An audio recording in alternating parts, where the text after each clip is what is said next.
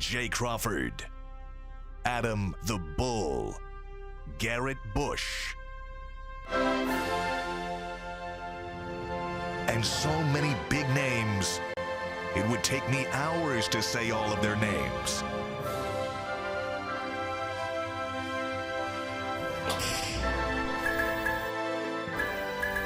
The ultimate Cleveland sports show.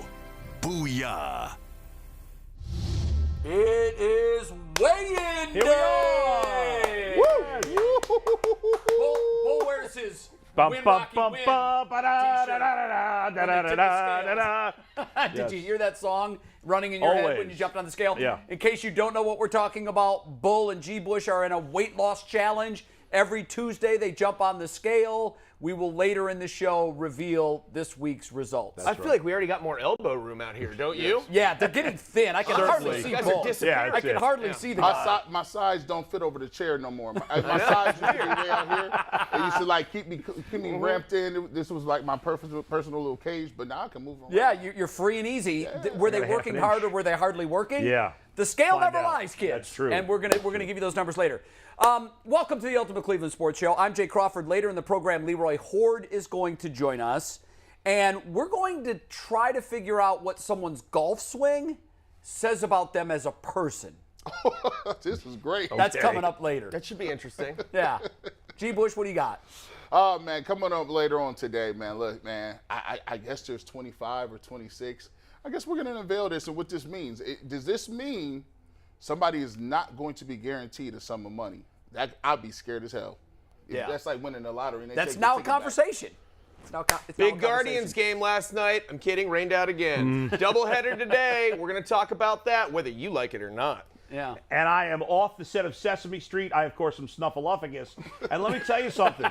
Could Odell Beckham Jr. actually come back to Cleveland? Talk to him. I don't know, Yeah, but I we'll know. find out later. A report this morning by CBS Sports, the Browns were one of 3 teams that were listed as being injured. Now, mind you, Some fans- he's coming off the ACL. Yes. And this is a second ACL, and he Right. probably wouldn't be available until likely October or November. And mentally available until December. yeah, that's true. By the way, every 50-year-old white guy in Cleveland besides Jay and I, their heads will explode if the Browns re-sign Oh, OBJ. they're going to They're gonna lose it. Can you imagine? They are going to lose it. We'll throw a parade. My head would not explode. Your head would not. You and me. We would keep our heads. I Everybody would be else. totally down with that. I just want the OBJ that the Rams got. Yeah, give me that. That's the one I want. Well, I don't maybe. want the one that Baker couldn't find open. Well, Yeah. they say that the Browns are one of 3 teams listed. What's this list? Who's listing things? Look, it's a CBS Sports report, that's and to be fair, it sounded like the guy was just making it up. Sure. You know, Kind he's of. like, there are 3 Yeah. teams that are in the hunt or that have expressed interest. The Rams apparently are not. They were not one of the 3 Well, they teams signed Allen mentioned. Robinson. Yeah, They really I don't don't think need him I think now. they're going to Yeah. move on from Yeah. him, but Yeah, we're not talking about on today's show. But Yeah. Donald got his money. He I did. mean, I don't think anybody's to be surprised. Well deserved. He played that like a pro. I think I'm going to hang him up. I'm the best, most dominant player in the defensive side of this game We're today. kinda tired. I'm 31. I'm feeling it. My knees. Highest paid non-quarterback in the NFL now. Deservedly so. Deservedly so. Right? He's the most Deserved important defensive player since. He should have Lawrence Taylor. He should Maybe, yeah. Maybe Lawrence Taylor. He should have got quarterback money. He did. He's well, the he highest kinda paid did. non-quarterback in the league. Yeah, Well, he's think right. about this. He got, I think, $40 million additional money without adding any years. That never happened. No, they just said, Never we happened. love you so much. Yeah. You're worth way more than we thought you were. Yeah.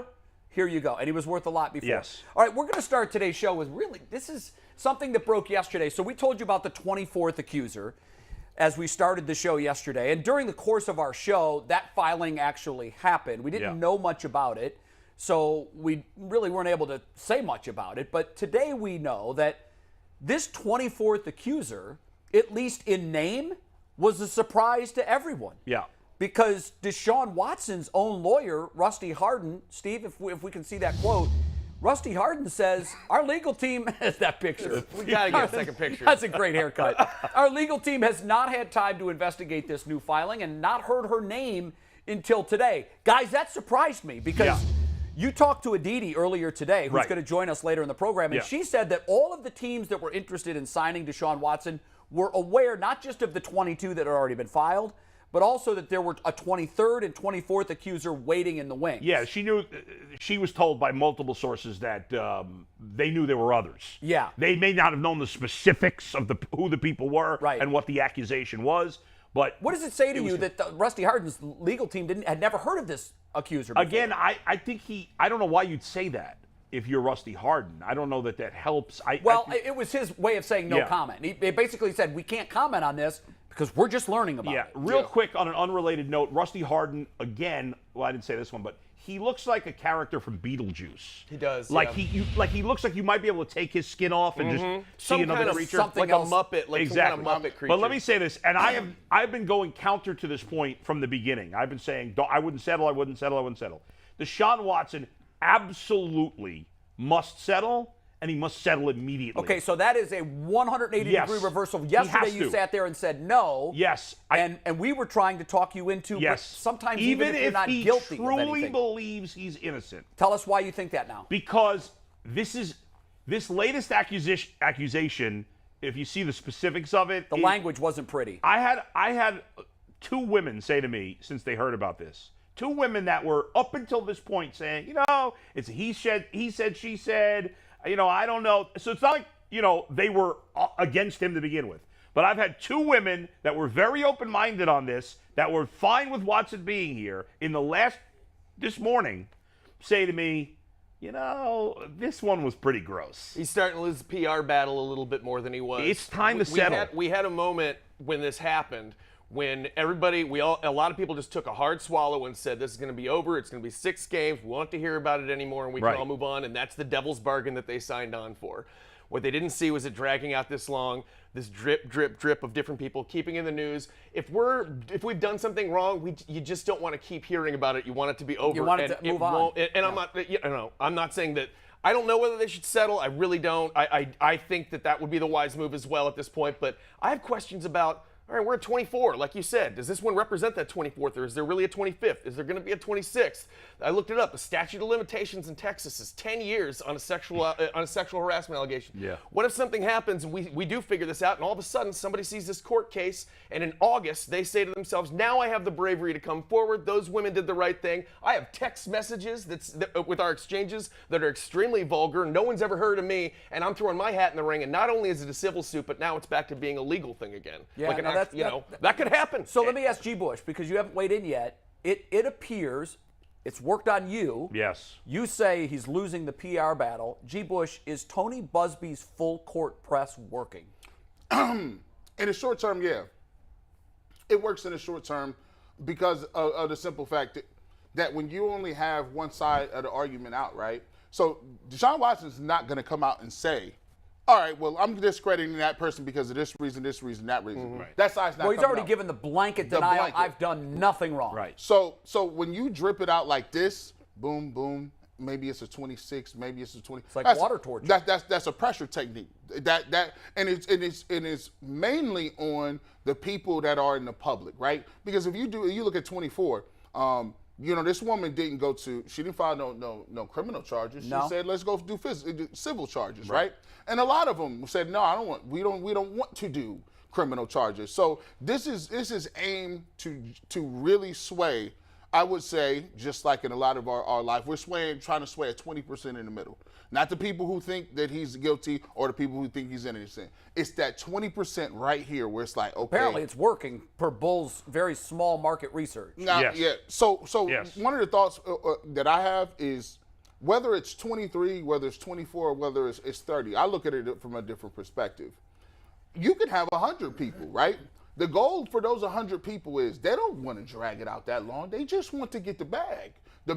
Like they don't want to be here all year. So if I'm Deshaun Watson, and I know for a fact their goal is to not only raise the amount of money I'm giving accuser 1, but accuser 24, right?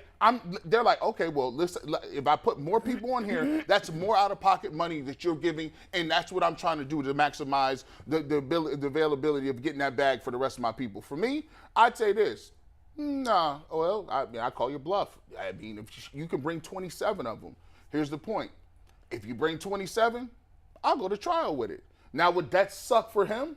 Sure. But if you're a defendant and you're saying, all right, I don't care how many people you bring up here, I'm going to trial. That puts the ball back in your court and saying, well, accuser 24, do you want to waste 2-3 years of your life? Gee, here's the problem for Watson. Okay. Is that the longer this drags on, I think the longer his suspension is going to end up being.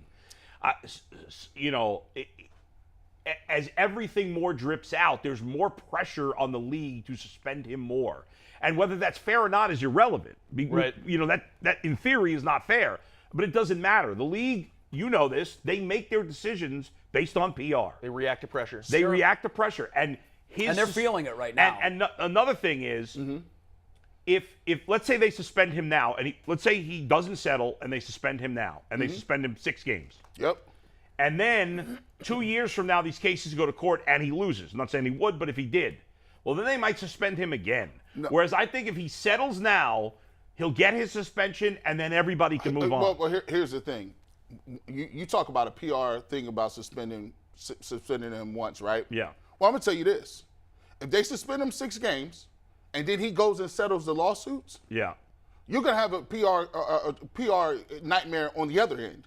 Because everybody that's going to say, look, bro, we're not doing double jeopardy. You're not going to suspend me once, bring me back in here after you suspended me, and then suspend me twice because you think it's... Yeah, but they can. No, hold it, they can, yeah. But you're going to have a whole lot of NFL fans that stand up and be like, listen, I remember Colin Kaepernick. He still don't got a job. Brad made that point yesterday. Colin Kaepernick still does not have a job, and the league admitted that they did what they did. That's why, Mike. So keep it 100. You're going to have people on the opposite end. If they give him 8, I'm going to say, look, he got the 8. Let's keep it moving. If they want to give him a year, that would suck. Give him the year and keep it moving. But we not about to do. We're not going to revisit it. We're not revisiting that. Mike, let me ask you this, because Brad made that point yesterday. He said that if you start talking more than half a season, he said there's going to be a very large contingency of this fan base that there's going to be an uprising against this, that this is too punitive and it's not fair and on and on. Is this the biggest rock and a hard place the NFL has ever been situated between?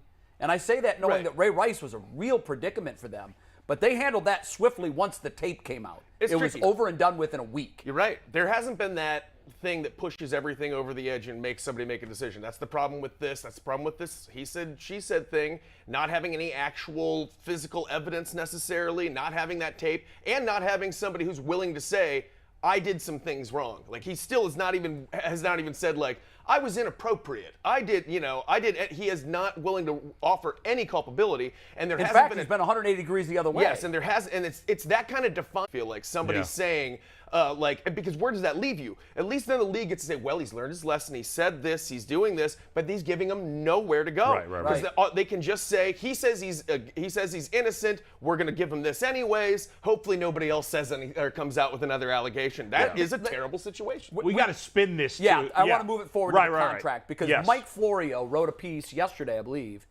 and Mike is basically putting out there this idea that if the Browns want to void this contract, that the parachute for them to do that is there. Which is interesting because when it was signed, it was guaranteed, it was locked, it was a done deal. Yeah. But he has the contract. I'm sure he's had agents and lawyers look at the contract. Yeah. Yep. Mike is very responsible with these sort of things. Mike throws a lot of stuff against the wall. Yeah. But the one thing I will say about Mike is Mike has sources that are... He's heard from agents and lawyers that this is doable. Right. What do you make of that? That would Browns indicate, though, I think the only way you could do that, and I haven't read that, but the only way you could do that is if his attorney or his agent represented incorrectly what the legal situation that Deshaun was in to the Browns. Because if the Browns accepted this and said we're just going to take, but if there's any kind of, if they suggested something that wasn't true in their negotiations and said like, don't worry, that's all taken care of, or these are the only 24, then you've got something. But if not, then the Browns took the it Browns off. are not doing this, Gene. There's no chance the Browns are doing this. Florio in the article is just speculating about what the Browns could do. He's not saying they're acting. No, I don't even think he's saying that they are going to do this or they're thinking about it. I think he's just speculating. He's speculating whether it's possible. This is an option. Yep. This is an option. Not that they might do it. It may be possible, and I guess in theory, if Deshaun were suspended for multiple years, it might be something they would consider. But I can't imagine that's going to happen. I think you're arguing the wrong thing, but we're not arguing are the Browns going to do this. Right. He wasn't arguing that. I think Florio in his column was simply saying if they want an out, yes, that out exists. It may exist if they didn't know about this specific case based on the language, and the language can be a little confusing and a little gray on read purpose. It's very confusing. But I'm spinning it to, I don't think there's any way on earth the Browns would do this. This is a perfect example, right? So say, for instance, you in the market for buying a television, right? I love where this is going already. I do too. I love TVs. You're in the market for television. Now you're looking online and you say, okay, there's some new TVs over here. Look at this. It's about, this is 2000. This is high-end joint. Or you get a little email that says, hey, there's a flea market. Buy here, pay here. Little place. Unboxed televisions, right? So when you go, you got a choice what you're going to do. You can go get that new TV or you get the unboxed one. The unboxed one is like $500. You're like, oh, I'm never going to get a deal like this. I'd never get this. It's unboxed out. You take it as it is, right? No warranty. No warranty. The Cleveland Browns knew that Deshaun Watson had flaws. They knew the only reason that he was on the market was because he was already unboxed. It's already there. You can't go buy the unboxed one and take it back to the flea market. Right. You can't. It just is what it is. You got to accept what it comes. If it played for 2 weeks or 2 months or 2 years, Let me take it further. There's a contract involved, though. When you buy that TV at the flea market, there's no contract. Also, there's you can buy used stuff on Amazon Prime. Sometimes it's refurbished or revamped, and even that comes with a limited liability contract that essentially says if this thing comes, you get it and it just doesn't plug in and doesn't work, then you can send it back for a full refund. So even used things have like contracts and language, and hopefully, the Browns hopefully covered their ass in some way on that. I would love to see this contract. Well, we looked at it. It's posted, but here's the thing. I would take your analogy to the next level. I would say he's certified pre-owned. Okay. So there's somewhere between a flea market TV unboxed. He's been checked. There's a checklist when you get a certified pre-owned car. They run through all this and say chassis check. It's like when I bought one from Carvana. I had a week to change my mind. So there's a buyer. And here's the thing. The Browns knew what they were getting. Yep. They knew that he had this cloud hanging over his head. Yes. And they're not idiots. They also knew that there was a distinct possibility there would be more women come forward that no one knew about. And apparently, that's what number 24 is. Most importantly, is in this scenario Baker a tube TV with a built-in VCR? He's a floor model. Okay. He's the big, wide floor model. And I'm going to say this, too. I think the reason why they can't do it is the league is going to make an example out of him. The league will come to him and say, no. You the one gave him that 240. We didn't tell you to get that dude. And now you want to get off of it? Let this be a lesson to your real team. It's a lesson to everybody else. The Browns have to weather the storm. That'd be the most Browns thing ever. Florio's crapping on the Browns, locking for it. They're all crapping on the Browns. Wait, I don't think this is crapping on the Browns. Well, Florio consistently craps on the Browns. He does. In fairness, he craps on a lot of teams. He doesn't pick out the Browns. He's grumpy. There's a lot to pick fault at with this team. No doubt. And this situation, yes. If Watson is guilty of what he's accused of, he's a bad guy. I got an email last night from a 70-year-old woman on my Channel 3 account. And it was really well written and well thought out. And she explained where she was with the Browns, where she is today. And through the course of the email, she goes on to make the point that this team has been so bad for so long that the fans have put all this undue pressure on ownership to win at any cost. Almost like Haslam doesn't feel the pressure to make this move if the fans haven't been malcontents. And when I read it, I'm like, well, hell. Our bad. We've lived through an 0-16 and a 1-15 in succession. Yeah. I don't need to go through the things that we've lived through as a fan base. I don't know how that circle came all the way around to the fans are at fault here. No. Don't blame the victims. Don't blame the victims. It's not our fault. I mean, whatever pressure Haslam feels to win, whether it's from the fans or the media or just internal pressure, he's sick of sucking. I don't know what it is. Guys, they made this move, and they're going to have to live and die with it now. The bottom line is, and we all know this, everybody can get up on their soapboxes and get angry. The bottom line is when Watson gets on the field, and he will get on the field, and it probably will happen at some point this year. Worst case scenario, it happens in 23. But when he gets on the field, if he wins, 99.9% of the people screaming and yelling will not give a rat's you-know-what. Super fact. They will not care. Ben Roethlisberger in his last game was talked about like the conquering hero of America. Sure. They didn't say one bad word about how this guy's awful reputation. Pittsburgh never did, though, to be fair. And it was the 31 other fan bases. Because guess what? All fans are hypocrites. And you know, you do radio. How many fans call me and say, G. Bush, man, I was with my father. My father wanted to see a championship so bad, but he passed away. My aunt, season tickets for, I went with my whole family. People have, this is, I do a promo. People, this is life. People will pray to the Almighty High and be like, give me 2 more years. I think we got it. Give me a couple more years. You could not like Deshaun Watson personally and still root for him to win. When I hate to make people feel bad, but I have to bring it up as an example. When the Cubs traded for Aroldis Chapman, I didn't love it. There was part of me like, I don't want him on this team. They might finally win the World Series, but in the end, even though he gave the big home run to Rajai Davis, in the end, when they won the World Series, I wasn't like, but Aroldis Chapman is on the team, so I can't. No, you're right when you said fans are hypocrites. Yeah, we all are. We hated Ben because he was on Pittsburgh and he did some shady things. Right. Now we love Deshaun because he did some shady things, but he's on Cleveland. Exactly. So fans, that's it. We love wins. our guys. And that doesn't deal make with it their right. flaws. It doesn't make it right, but that's what it is. But I am going to pivot. If more stuff come out and he definitely did it, I'm like, yo, I can't condone that. I can't do that. For real. No, listen, at some point, I don't know what your tipping point is. You said 30. What's the difference? For me, it's not the number. If there is one case, one victim that in my view, he sexually harassed or he was sexually inappropriate with, it doesn't matter that there's 30 or 25 or 100. If he did this to one woman, I think that changes and it's provable. Like, I'm surprised. But will we ever know that, though? You know what? I'll tell you what I'm interested in. Yeah. So far, we haven't heard anything about a red dress. Mm-hmm. We heard about a blue dress that the massage therapist had on, but nobody has come forward with this. Well, if you'd like to test this dress and see where that DNA on there comes from, like that would be provable. Is that wouldn't what it would take, though, do you think, for you and for most of the fan base to actually say, well, it's no longer alleged. I don't care if there are 40 accusers. I need physical evidence. Didn't Ray Rice kill somebody and stay in the league, or wasn't he? That wasn't Ray Rice. He didn't actually kill. Not Ray Rice. Ray Lewis. Ray Lewis. I think this is double-edged sword because guess what? If they do want to go to trial, there's going to be things that you hear about these women that you haven't heard before. Which is also why I think Busby doesn't want to go anywhere near a courtroom. I mean, when you start talking about, hey, I know that you didn't do a massage with me anymore, but I'm attracted to you. Can we go out for a date? You're like, hold on, bro.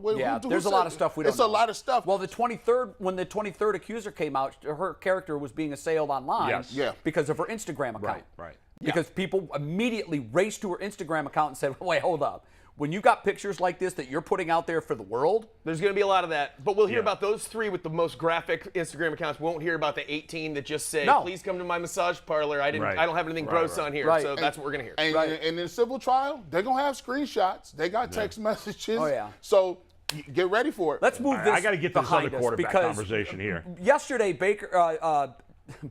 Yeah. Wow. You just call me Baker? I did. What an insult. That's a wire cross. That's a Freudian wire cross. Yesterday, Adam came in here, and he was all fired up with this idea. There was a columnist for the Athletic who covers the Panthers who had kind of floated this idea, right? I don't think he was speculating. Yes. He said, what if the Browns ship Baker to Carolina and the Panthers ship Darnold to Cleveland, same contract, same salary, 1 year left, 18 point whatever million. Both great investments. But the Panthers throw in like a 3rd or a 4th round draft pick. Yeah, well, here's the thing, Jay. A couple of things. First of all, I tweeted this morning. Could the Browns trade for Darnold? And my Twitter just went blew nuts. up. You idiot! Are you on drugs? I'm coming to your house. Like as if I think Darnold's the man of the future. No. This has nothing to do with Darnold. But I'm glad I worked you up enough. It's to an watch the asset show. swap. That's basically a wash. Yes. Well, here's the thing: is Baker Mayfield better than Sam Darnold? Of course he is. That's why I could get a draft pick in that deal. Right now, the Browns, the money that Darnold's making is irrelevant because right now nobody will take Baker's money. So if the only way if the way to get rid of Baker, which you have to, in my opinion, is get rid of Baker, is I take Sam Darnold and I can get a mid-round draft pick. Now I don't know how high a pick I can get. I suggested a 3rd yesterday. That's probably not realistic. No, that's not. But even if I could get any draft pick just to just to move on from Baker and get a minor asset. And I'd rather have, if Watson does get suspended, I'd rather have Sam Darnold as my backup than Josh Dobbs. But would you rather have Sam Darnold as your backup over Baker Mayfield? I would, even though Baker's better, because Baker needs to move from this team. And I See, just that's don't where we differ. How is this that much better than cutting? It's just the cutting him, just the possibility. Because I can get a draft pick. I can get a draft pick. Why not? All right, that's it. So that is the big and difference. And then I get to put Baker on the team I want to put him on, and he can't just go wherever he wants. That's a good point, too. I do. I mean, and he's to in be another spiteful, conference. honestly. And it's sort of like you're essentially, when my Betty. whenever someone in my family moves into an apartment or something, my sisters who are like Irish witches, they come over and burn sage and get rid of all of like the evil spirits. That's what they do. Is that true? They'll come over and they will go to anybody's house and they'll like burn. For some reason, it's supposed to get rid of the spirits or make them happy or something. What will you be doing there is essentially the equivalent of burning sage in Berea. Yeah. Because you're just saying, let's just get this evil spirits out of here. Yes. I know it's kind of a wash. We're going to lose this old And you're grandfather gonna take a clock that lesser probably has a caliber ghost player. in it. And and then you're going to bring in something that you know isn't haunted, at least. I don't know where that was. Baker and the Browns is finished. We all have to wrap our head around this. There's no coming back from this. Baker hates the Browns. He is not going to mature all of a sudden the next week. He doesn't want to be here. They don't want him here. They need to move on. This is the best scenario. At least you get something. Keep them stats up there. 54 touchdowns, 52 interceptions. That's a better option than Baker. Does it count at all that he played for the Jets? What? I mean, those numbers have to have an asterisk next to it. So? In fairness, Baker's had much better talent around him than Sam Darnold has. 56 but picks. It's not about Sam Darnold. Right. I think he sucks. Those should just be different amounts of money instead of pictures of those two people. That's By the essentially way, what that those would be. Baker numbers are not good either. Don't get caught up. Well, his touchdown to interception ratio is horrible. nearly 2-to-1, where No. Darnold's is Yeah, but even. you're comparing the awful 92 touchdowns, 56 picks is awful. That's It not is good. terrible. It's awful. That's not good. I'm not saying His I'm not making a completion case percentage that's is terrible. good, but here's what the argument is. Bro. Yeah. The argument is this. If you're the Browns and you're not preparing for every possible scenario, which you yourself just admitted includes a year off. Yes. I do not want a year in purgatory with Jacoby Brissett or But you Sam are with Darnold. Baker. The Browns cannot win the Super Bowl with Baker. We all know this, Listen, right? Don't we? Let me ask you this. They can't. Not in this NFL. Which quarterback gives the team a better chance? Jacoby Brissett, Sam Darnold, or Baker Mayfield? And be honest here. Don't you know? No, I'm being honest. Now, by the way, Jacoby Brissett had a significantly better PFF grade than Baker last year, but I would say Baker by a small amount. The bottom line is, not only do I not think Baker can win the Super Bowl, you certainly can't. I don't even think Baker can get this team to the playoffs. I really don't. He certainly can't. And that's how I speak, Jay. I speak in absolutes. but I know it's not. Of course we know. 2 years ago. Yes. I understand what had happened 2 Kansas years ago. City on the ropes. That's a Super Bowl caliber team. I get it. Year, The AFC's a lot better right now. When the Cincinnati Bengals hosted the Browns, we've talked about this on the show. It's one game. He boat raced the Bengals defense. He looked like Tom Brady He played in that great game. for one game. He's not going to consistently play well enough. He never has. Have you ever said after a Sam Darnold game, that guy can Sam win a Darnold ring? sucks. It's okay, but have you ever said after his best performance ever, did you ever say, okay, that guy can win a Super Bowl? No. I haven't either. But there have been games that I've watched Baker Mayfield play where I have said, if the defense plays top 5 caliber defense, they can win a Super Bowl this way. The Browns had a perfect team around him 2 years ago, and that was enough to get him to. It wasn't perfect. They had flaws on that range. I'm going to agree with Petty LaBelle over here. Yeah. I love it. Petty LaBelle says that he is not coming back. And it's not necessarily because of the talent situation. Yeah. We're going to do a story later on in the show, and it's going to say, could Odell Beckham Jr. be back on this roster? Now think about this. This is Odell Beckham Jr. who left with all of the stuff around him and his name, right? Yeah. Ain't nobody for the Browns, ain't nobody came out. Myles Garrett ain't said nothing. He lobbied for Clowney back. Mm-hmm. He lobbied for Odell Beckham Jr. Reportedly, he's in the top 3 now. Now, here's my thing. If Myles Garrett was to come out and say, well, look, no disrespect to who we got, Dobbs, and we got to keep Baker here. But Baker gives us the best chance to win. He's already on contract. Let's rock and roll. If he was to say that, I guarantee Baker will be back. But he hasn't said that. It's not coming. Well, there's no What's that tell need us? for him to say that now because right now Watson's available. Until he's suspended by the league, he is available for week 1. Baker does. The bottom line is Baker don't want to come back. Don't we all? Don't Yeah, we he know don't- that? he's not He don't coming want to be. He don't want to play Here's here. the thing that's interesting Yeah. to me. We're all assigning these emotions and True. these feelings Yeah, for true. Baker Mayfield. Brad astutely pointed out yesterday, or somebody did, we haven't really heard anything from Baker. He's Lately. gone radio silent. Well, we heard him complain and say he wanted to be traded. That was in March. Yeah. Okay? So here's what I'm saying. We don't know. Baker Mayfield's agent, if he's smart, he's telling him this. Bro, your options are not good.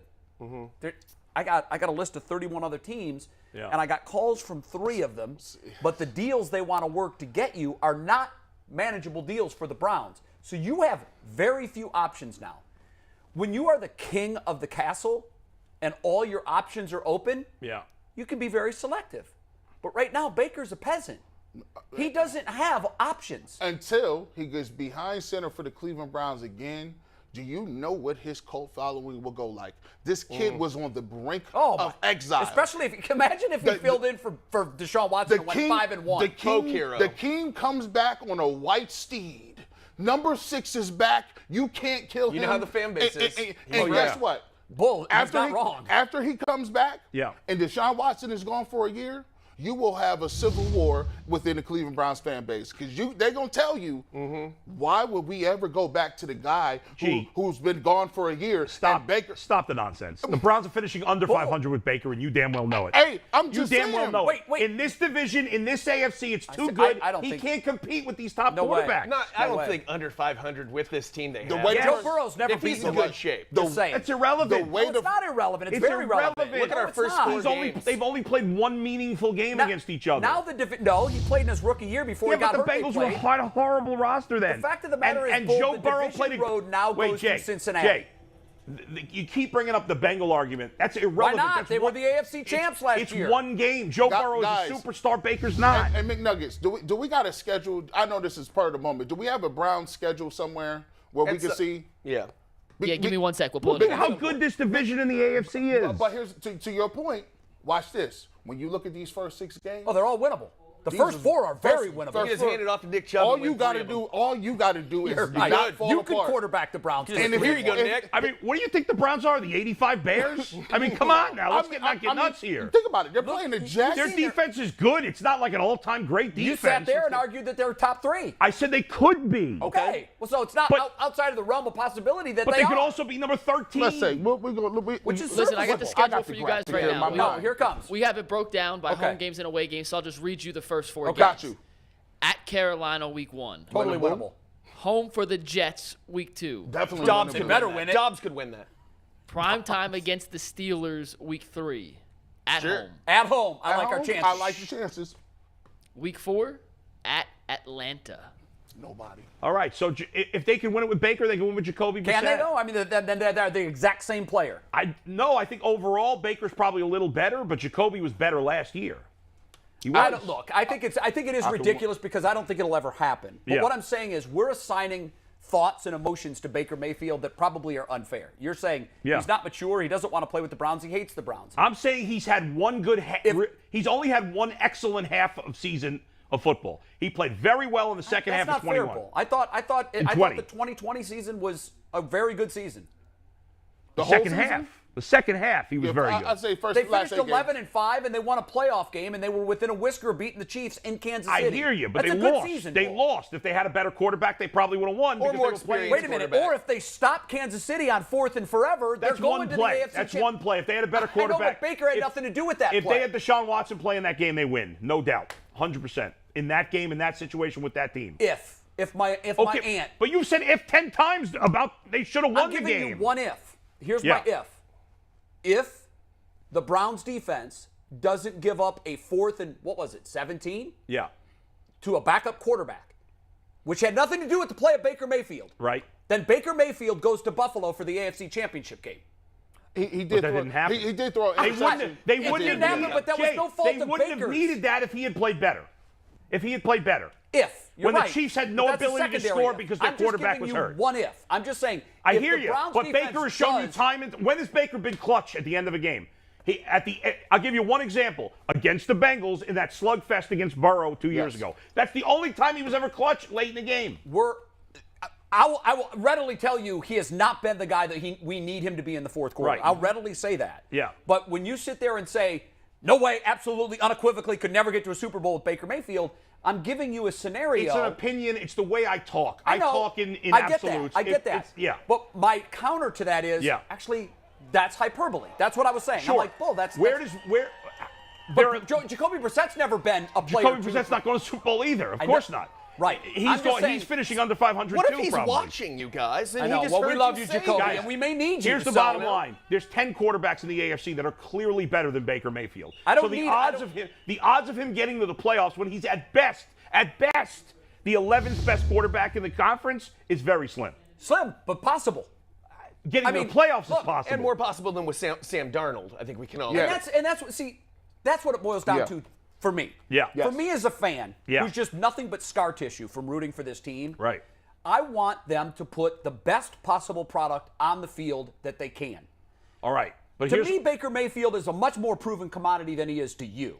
Because I saw him come very, very close. I'm acknowledging he's better than Jacoby Brissett. Right. I'm acknowledging he's better than Sam Darnold. And so what I'm acknowledging he is a middle-of-the-road NFL quarterback. But what I'm also saying is we can win with that. I don't think you can win in this AFC anymore with a middle-of-the-road quarterback. We'll likely never find out. We'll likely never find out. And the question is it worth the upgrade? He's better than Sam Darnold, but is it worth the upgrade to bring Sam Darnold in here to get him out of house and to possibly use him as a backup or not use him as a backup? If the Browns have made this decision that he will never step foot in Berea again. Right.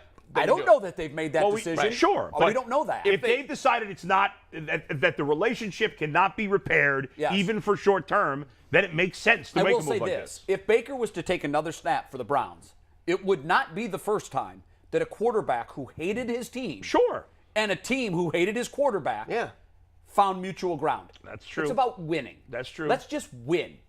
And I could see him doing well out of spite too. I could. He's a real spite-based quarterback. Doesn't he have a track record of doing that? He might hate the Browns and us and fans so much that he wins just to anger us and to show something. He's that guy. And get that next contract. He's that guy. Look what he did at Oklahoma. He's fueled by hate. He Or at really least is. resentment. I won't say hate. Go ahead. Resentment. Aditi's logging in right now, so we'll get her in about a minute. But Brissett or Darnold, just around the board real quick. I take Brissett, no question. I wouldn't even think about that one. What you mean?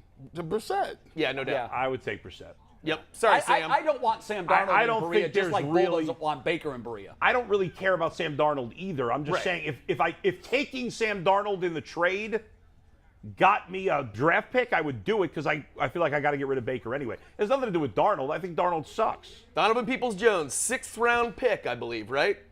And he's our second receiver, right? The Browns have drafted some good players late. If I could get a mid-round pick by taking Darnold's contract, I'm doing it. It has nothing to do with depressing. It has nothing to do with wanting Darnold. It has nothing to do with wanting Darnold. I mean, I'd still rather have Darnold as my third string than Josh Dobbs.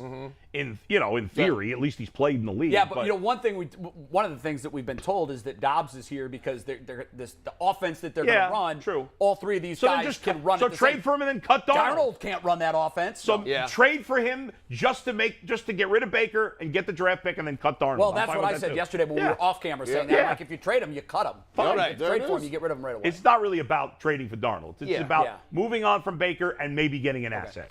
Do we want to do this OBJ to Cleveland thing, or we can start it? Aditi is on. Then she was told to move, so she's moving. Okay. She will be on. In the meantime, let's start this OBJ conversation OBJ. because I mentioned earlier that there was a CBS Sports digital report earlier this morning where the reporter was saying, look, there's 3 teams that are in the mix for OBJ, the Saints, one other one, and the Browns. And we kind of were like, wow, okay, that's an official report. But he didn't peg it to anything. He just threw it out there. Right. These are teams that he's It's that point in the summer. Yeah, he's been discussed at that point in the summer. But Myles Garrett, to your point earlier, Myles Garrett is recruiting OBJ to come back to Cleveland. He did this on his Instagram. Do you have the Instagram post? We do. Steve's going to pull it up, and it's in 3 parts here. So stay with us. This So, is part 1. The idea Myles here Garrett, is that he clearly regular wants post. OBJ back. Says, come home, the fellas miss you. Steve, let's cut to the next video. OBJ, you can see the comment. Who you talking to, Slime? At Myles Garrett. We'll cut to one more, Steve. The response, OBJ phone emoji, It's time. Oh gosh. I mean, that's Translation for older people. I mean, you Flirting. might as That well is clear out. flirting. that is professional Prepare flirting. his locker. That's all I'd say right there. He's coming home, obviously, based on that. I love that this is what we're hoping for. Look, it's June. I This know, is what it we is. do. Yeah, This is what we do. even though it ended obviously poorly the last time, I would still take OBJ back because you're just talking about you're not paying him that much money. He's going to miss a lot of the season. We have the cap space. We have the cap Yeah. space. The Browns Yeah. have the most cap space available. Yep. It's only a 1-year contract. him. If he has a good attitude about coming back because he'd like to play with Watson or Brissett, Well, he was then fine. maintained that he didn't want to leave Cleveland. You can believe him or not, but he said it was hard. I for don't him feel like to he's leave. mad at us. I don't think he is either. You're not mad at us. Aditi's right, in the OBJ? building. Aditi, come on in. Aditi's behind enemy lines today. I know, Aditi. Let's tell everybody where you are Yeah. today. I like that she has an orange coat on. I love it. Well, I am looking like a drowned rat, and I apologize for that, but that's because it's pouring here in the city of Pittsburgh, where it is generally always pouring. I am here at the indoor facility that both the Steelers and the Pitt Panthers share, but I couldn't miss a Tuesday with you guys. So instead of being out on the practice field, I'm here to hang with you. Should we read And anything into listen, the orange Adam, coat? Yeah. I look good in orange. Yeah, there you go. Does that work? You look great in orange, Aditi. Hey, thank you. Adam, do not bring your Josh Dobbs hate when I am in the vicinity. I know he's because a good guy. I love Josh Dobbs. No, he's All a right. great guy. Well, he's a great No, guy. I got nothing bad to say Great about guy. Josh Dobbs. I'm just saying he has no experience. Fine. I'm just saying if I could get if I could take Darnold's contract to get rid of Baker and get a draft pick, I would do it. If you want to keep Dobbs as your third quarterback, fine, cut Darnold. He sucks anyway. And everybody loves Dobbs, so fine. I'm sorry. I didn't But mean who's to paying the disrespect. money? This is the whole reason that the Panthers had the issue with getting Baker Mayfield in the first place, is that they didn't want to pay the $18 million to Baker Mayfield when they were already on the hook for the guaranteed money to Sam Darnold. Right, but they wouldn't be on the hook. I'm just saying they're in the same. Both teams would be in the same spot financially because it's this exact same contract. So Carolina's not taking on additional money; they're just getting Baker instead of Darnold, So and you're then giving saying up a a draft one-for-one swap. pick. With the Browns getting Browns, a draft yeah, pick, like a mid pick. But you know what? Sam Darnold is not playing for the Browns anyway, and I Right. would argue that I'd rather have Josh Dobbs in the room as a veteran voice, as Right. a guy who sees Then- the field as a potential change of the pace, than having Sam Darnold in the room. You know him well. That's fine. I'd still, if I could get a draft pick as part, I don't care about Darnold. I do it so in my mind. You're dreaming. You're dreaming if you think the Panthers are giving Darnold and a draft pick to the Browns Yeah. for Baker Mayfield. And Everybody Aditi- on the But planet Baker's knows that the better. Browns need to Baker's move clearly on from better Baker. than Darnold. No. Oh, sure, 100%. So then when they give up a fourth or you fifth are round correct. pick? Aditi, what Bull is proposing is buying a third-round pick from Carolina for $18 million. That's Yeah. what he's proposing. Well, I mean, the Browns did go down this route with Brock Osweiler, right? Yeah. How much They of did. that salary Although did they they're end not- up paying just they're to not- kind of...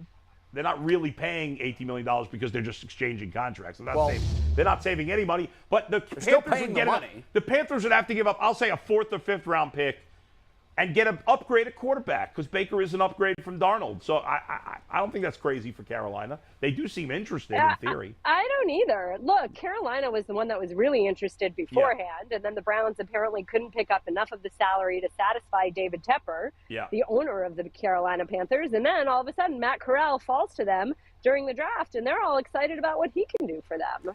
Aditi, So I don't think it's dead. It's just not nearly as likely.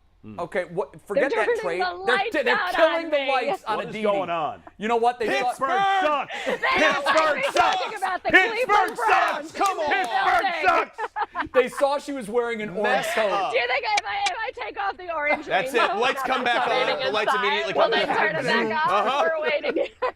Aditi, so let me ask you I'm this. doing my best, guys. Yeah. I feel like we are on a collision course for a Week 1 Baker Mayfield versus the Browns matchup.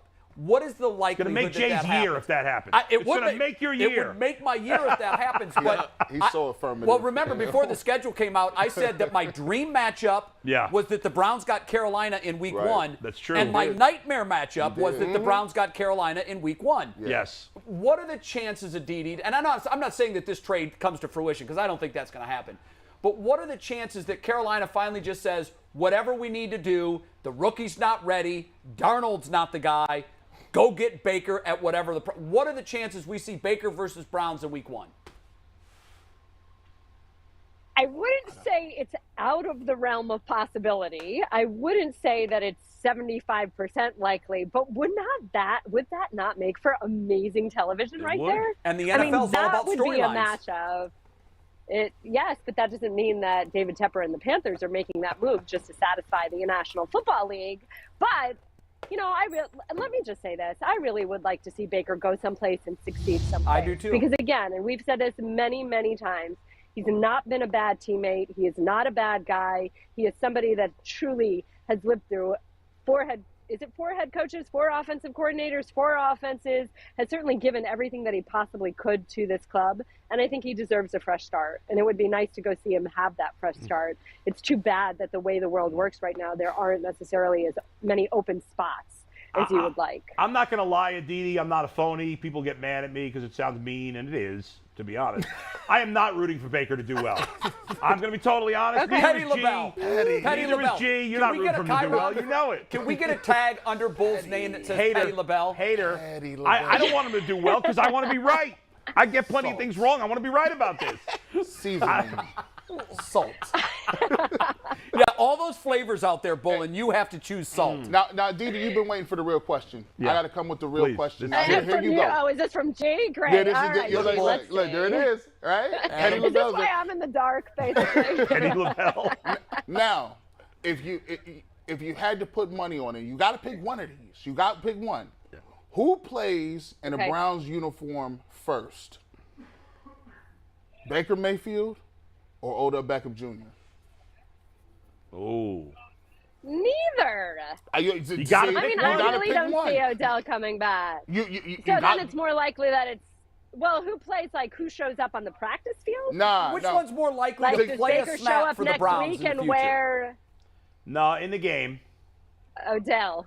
I agree. I think that's true also. Yeah. I would say that she's got it absolutely right. Yeah, that's it. That's all I wanted. Adam, Petty This is LaBelle. one of those impossible That's his new games, nickname, right? Petty LaBelle. That's a great name, and that's better than Mikey McNuggets, by the Yeah. way. I do like that one better than Mikey Petty McNuggets. LaBelle is so fire. That is Change your Twitter handle. This needs to be He on. actually has to apply for a new Twitter handle today. I'm not doing it. It Please better make be it Petty LaBelle. No, I'm not doing it. But I decided not to change my Twitter handle because some idiot took Adam the Bull years and years ago, even before I was on Twitter. Well, contact him. Really? Now I'm stuck with Adam guys- the Bull fan. I wanted to get rid of the fan, but I was like, well, what am I You going to guys do? are blowing this. We have a great opportunity there. Yeah. Aditi, you were there in enemy territory. Give us some insight. Tell us what you're seeing. Can you steal a playbook? Can't see anything. It's Have dark. you seen anything? Have you seen anything that could help us that we could pass along? Yeah, really. Use this. Well, I think the pick guys are. Well, we talked. You know what? Mitch Trubisky has fit in incredibly well. He is one of your Ohio natives. Yeah. His son is 4 weeks old. He's really excited about that. And literally, I just talked to, 6 guys in the locker room who talked about how great Mitch is, how much they're enjoying working with him. And even Kenny Pickett was telling me how Mitch has been fantastic and so helpful, and that he and Mitch really like a lot of similar things. So I would expect to see a very, very, very different Steelers offense than the one you've seen the last couple years. There's that. Well, that Cam means it could Hayward suck. looks good. Tyson Alu looks good. Well, no, but the offense did suck, don't you think? Aditi, Wasn't this the most anemic offense ever? I got Deontay Johnson on my fantasy team. He's really the only guy I care about on the Steelers. Is he in good shape? Okay, well, I just talked to him. Yes, he's in great shape. He's been working out in Tampa. Yeah. Debo Samuel is down there. Now, remember, Deontay's up for a contract. He would love to get a new contract this year. There's nothing to really report on that front. But Deontay just said to me, if he needs to play for a contract, then he comes in with the right attitude and the right mindset, and that's what he does. I love that. David And Njoku make them just pay. got. It's the conversation that we had with Joe Flacco, right? Yes. David, Bet on yourself. David Njoku. Bet on yourself, exactly, Jay. David Njoku drops every Yes. third pass, and he just got paid. So does Deontay Johnson. So it's a perfect combination. No. That's He got also better not last fair. year. You're He got just better. hating He got on much better everybody last I year. Like. He got much better last year. Go Yeah, he look did. at the percentage of drops a year ago. And Deontay Johnson was one of the top receivers He did in the improve. NFL. He did worked improve. unbelievably hard at that. That's fair. In He all really these, did. Aditi, in all these preseason, rankings and whatnot that we're doing in the AFC North, everyone's essentially dismissing the Steelers because of the quarterback situation and whatnot. Are we foolish to be doing that? Everybody's just assuming. I am. Everybody's just assuming that. I do think it's foolish because you forget about Mike Tomlin. Mike Tomlin teams always compete. Mike Tomlin teams, even when Duck Hodges is a starting quarterback, compete and are alive. And I do think this is going to be a very, very good defense. Very good defense here. Yeah, she's right. You And can't I sleep on just this thought Tyson organization. Alualu, so much of why the Steelers couldn't stop the run a year ago was because they were missing Tyson Alualu. I just saw him in the locker room. He looks great. He's healthy. Cam Hayward looks bigger than ever, which is sort of absurd to say. And Cam just put that out there that he thinks that when people talk about Aaron Donald, they should be talking about him too. So if he's setting himself up like that, then he's going to meet that challenge. And I do think that Cam Hayward is one of the most underrated defensive players in the NFL. Yeah, but I do. But nobody's Aaron Donald. No, he's not in Aaron Donald's neighborhood. He's really good, And I agree. I don't think anybody. Yeah, and I mean, too. But I he would has say the high same thing if you asked me aspirations. about T.J. Watt and Aaron Donald. Yes, but it's important. If you're setting yourself up for that, if you're setting that standard, then you're working to meet that standard. You don't want egg on your face. And so he may not meet it, but still, at least you're setting yourself up and saying that's something that I'm aiming for. Yeah. According It's to kind of most, like, you don't aim for Pitt, you aim for Cornell, like I tell my 6-year-old all the time. Yes. Wow. Big Red, baby. Taking a My shot husband's at not the watching. school you're in the building of. now, Aditi, how is it watching the quote unquote, according to some, the best running back in the absurd. NFL? That's absurd. Or AFC at North. least in the AFC North. There was an article Najee written- I haven't Harris. you know what? Practice starts in like 15 minutes. I'll let you know when I see. But again, I told you I'd take Nick Chubb. I take Nick Chubb every single day. And if I you're could take him smart. in all 4 spots, I would take Nick Chubb in all 4 spots. Hey, Aditi. And I like the other backs. I will tell you that. sure. Just really quickly, I'm a big J.K. Dobbins fan. I am a big Joe Mixon fan. I obviously am a Najee Harris fan. But I would still take Nick Chubb in all 4 spots. I think if the AFC West is the division of the quarterback, and right now it kind of seems like that's where we are, I think the AFC North is clearly the division of the running back. And I don't think there's a huge separation between these guys. I think they're all exceptional running backs. Yes. And so you're splitting hairs when you go 1 to 4, 2 to 3, whatever. 1 to 6, maybe. I want to ask you this, Aditi. But we wait, started... you know what, Jay? Yeah. Wait, Jay, can I just interrupt for 1 second course. here? So, and I'm sorry, I'm moving and it's dark, and I That's know okay. it's probably the worst shot ever, but hey. You at honestly least I'm look not like my driving in a mom car, trying to do right? like a Zoom call right now. You look like my mom trying to do a Zoom call. We love your mom. Don't make fun of Peggy. your mom. We love your mom, too. Can you see me? Can you hear my voice? Yeah. At Sorry, least go I'm ahead. not driving down the freeway, right? Okay.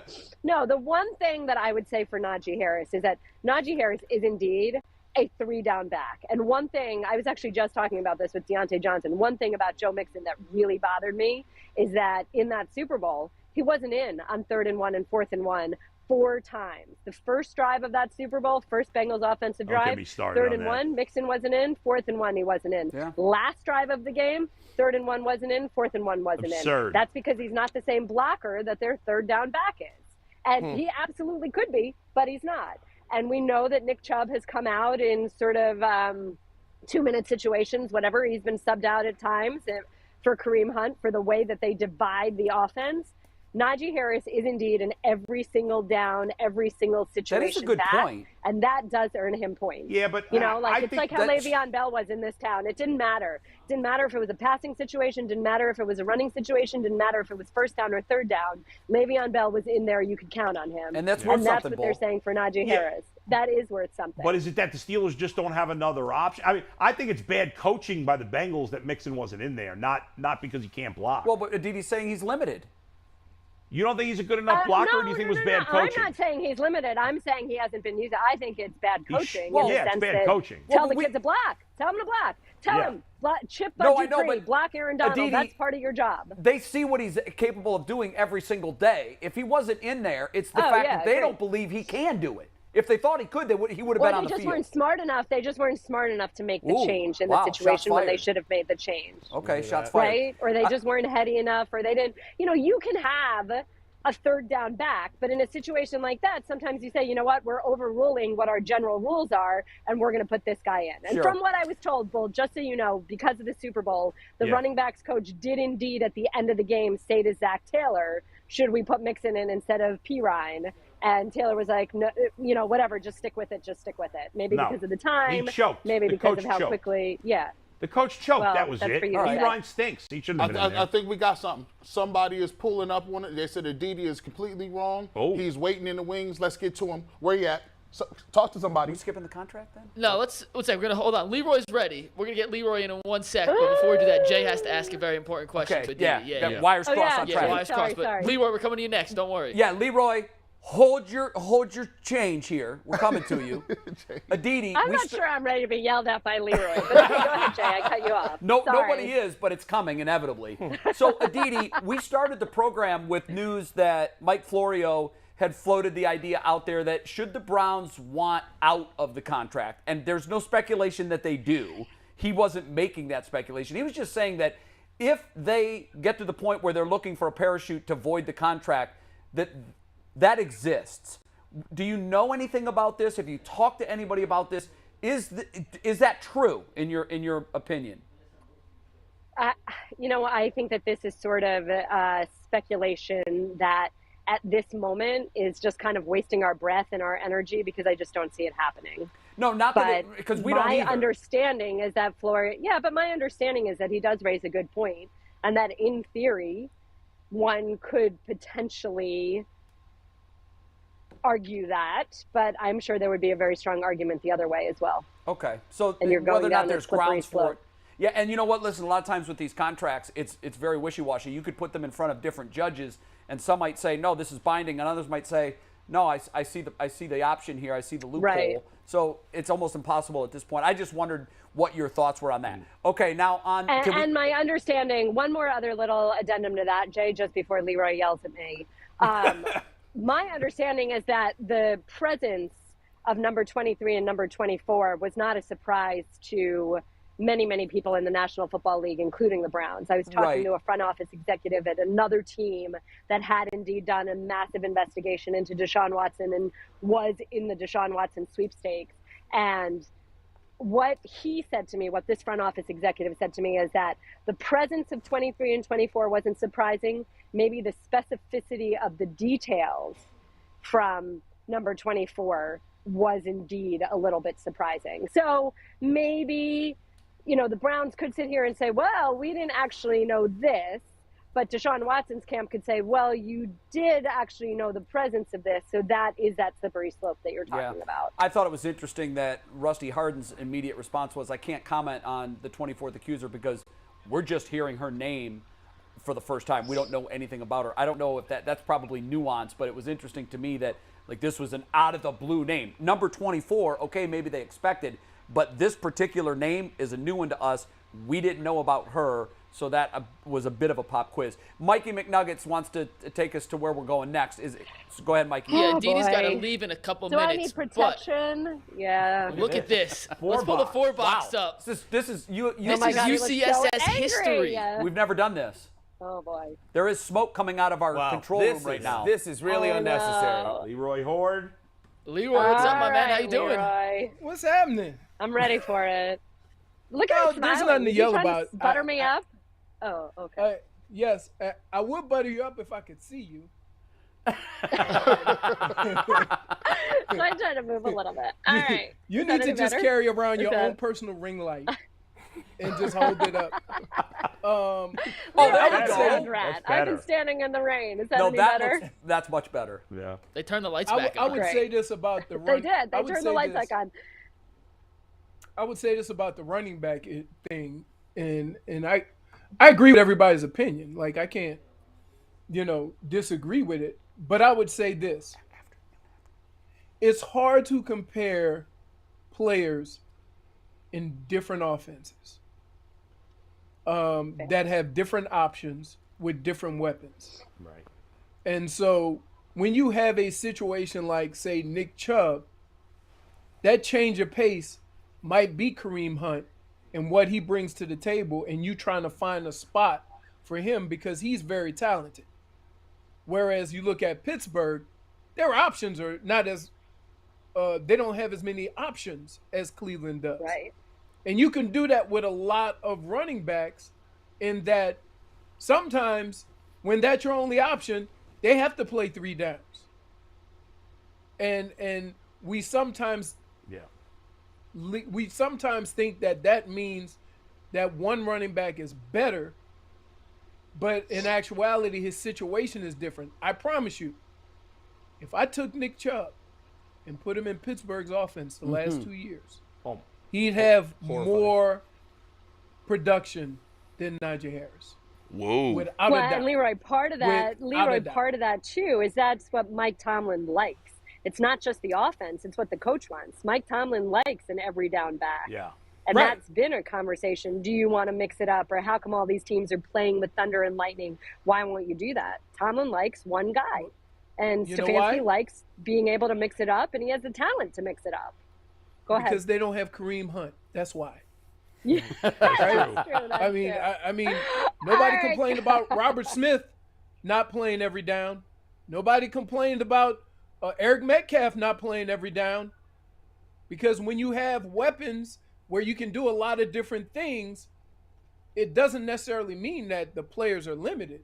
It just means that the offense is not limited. And the game is so specialized now, too.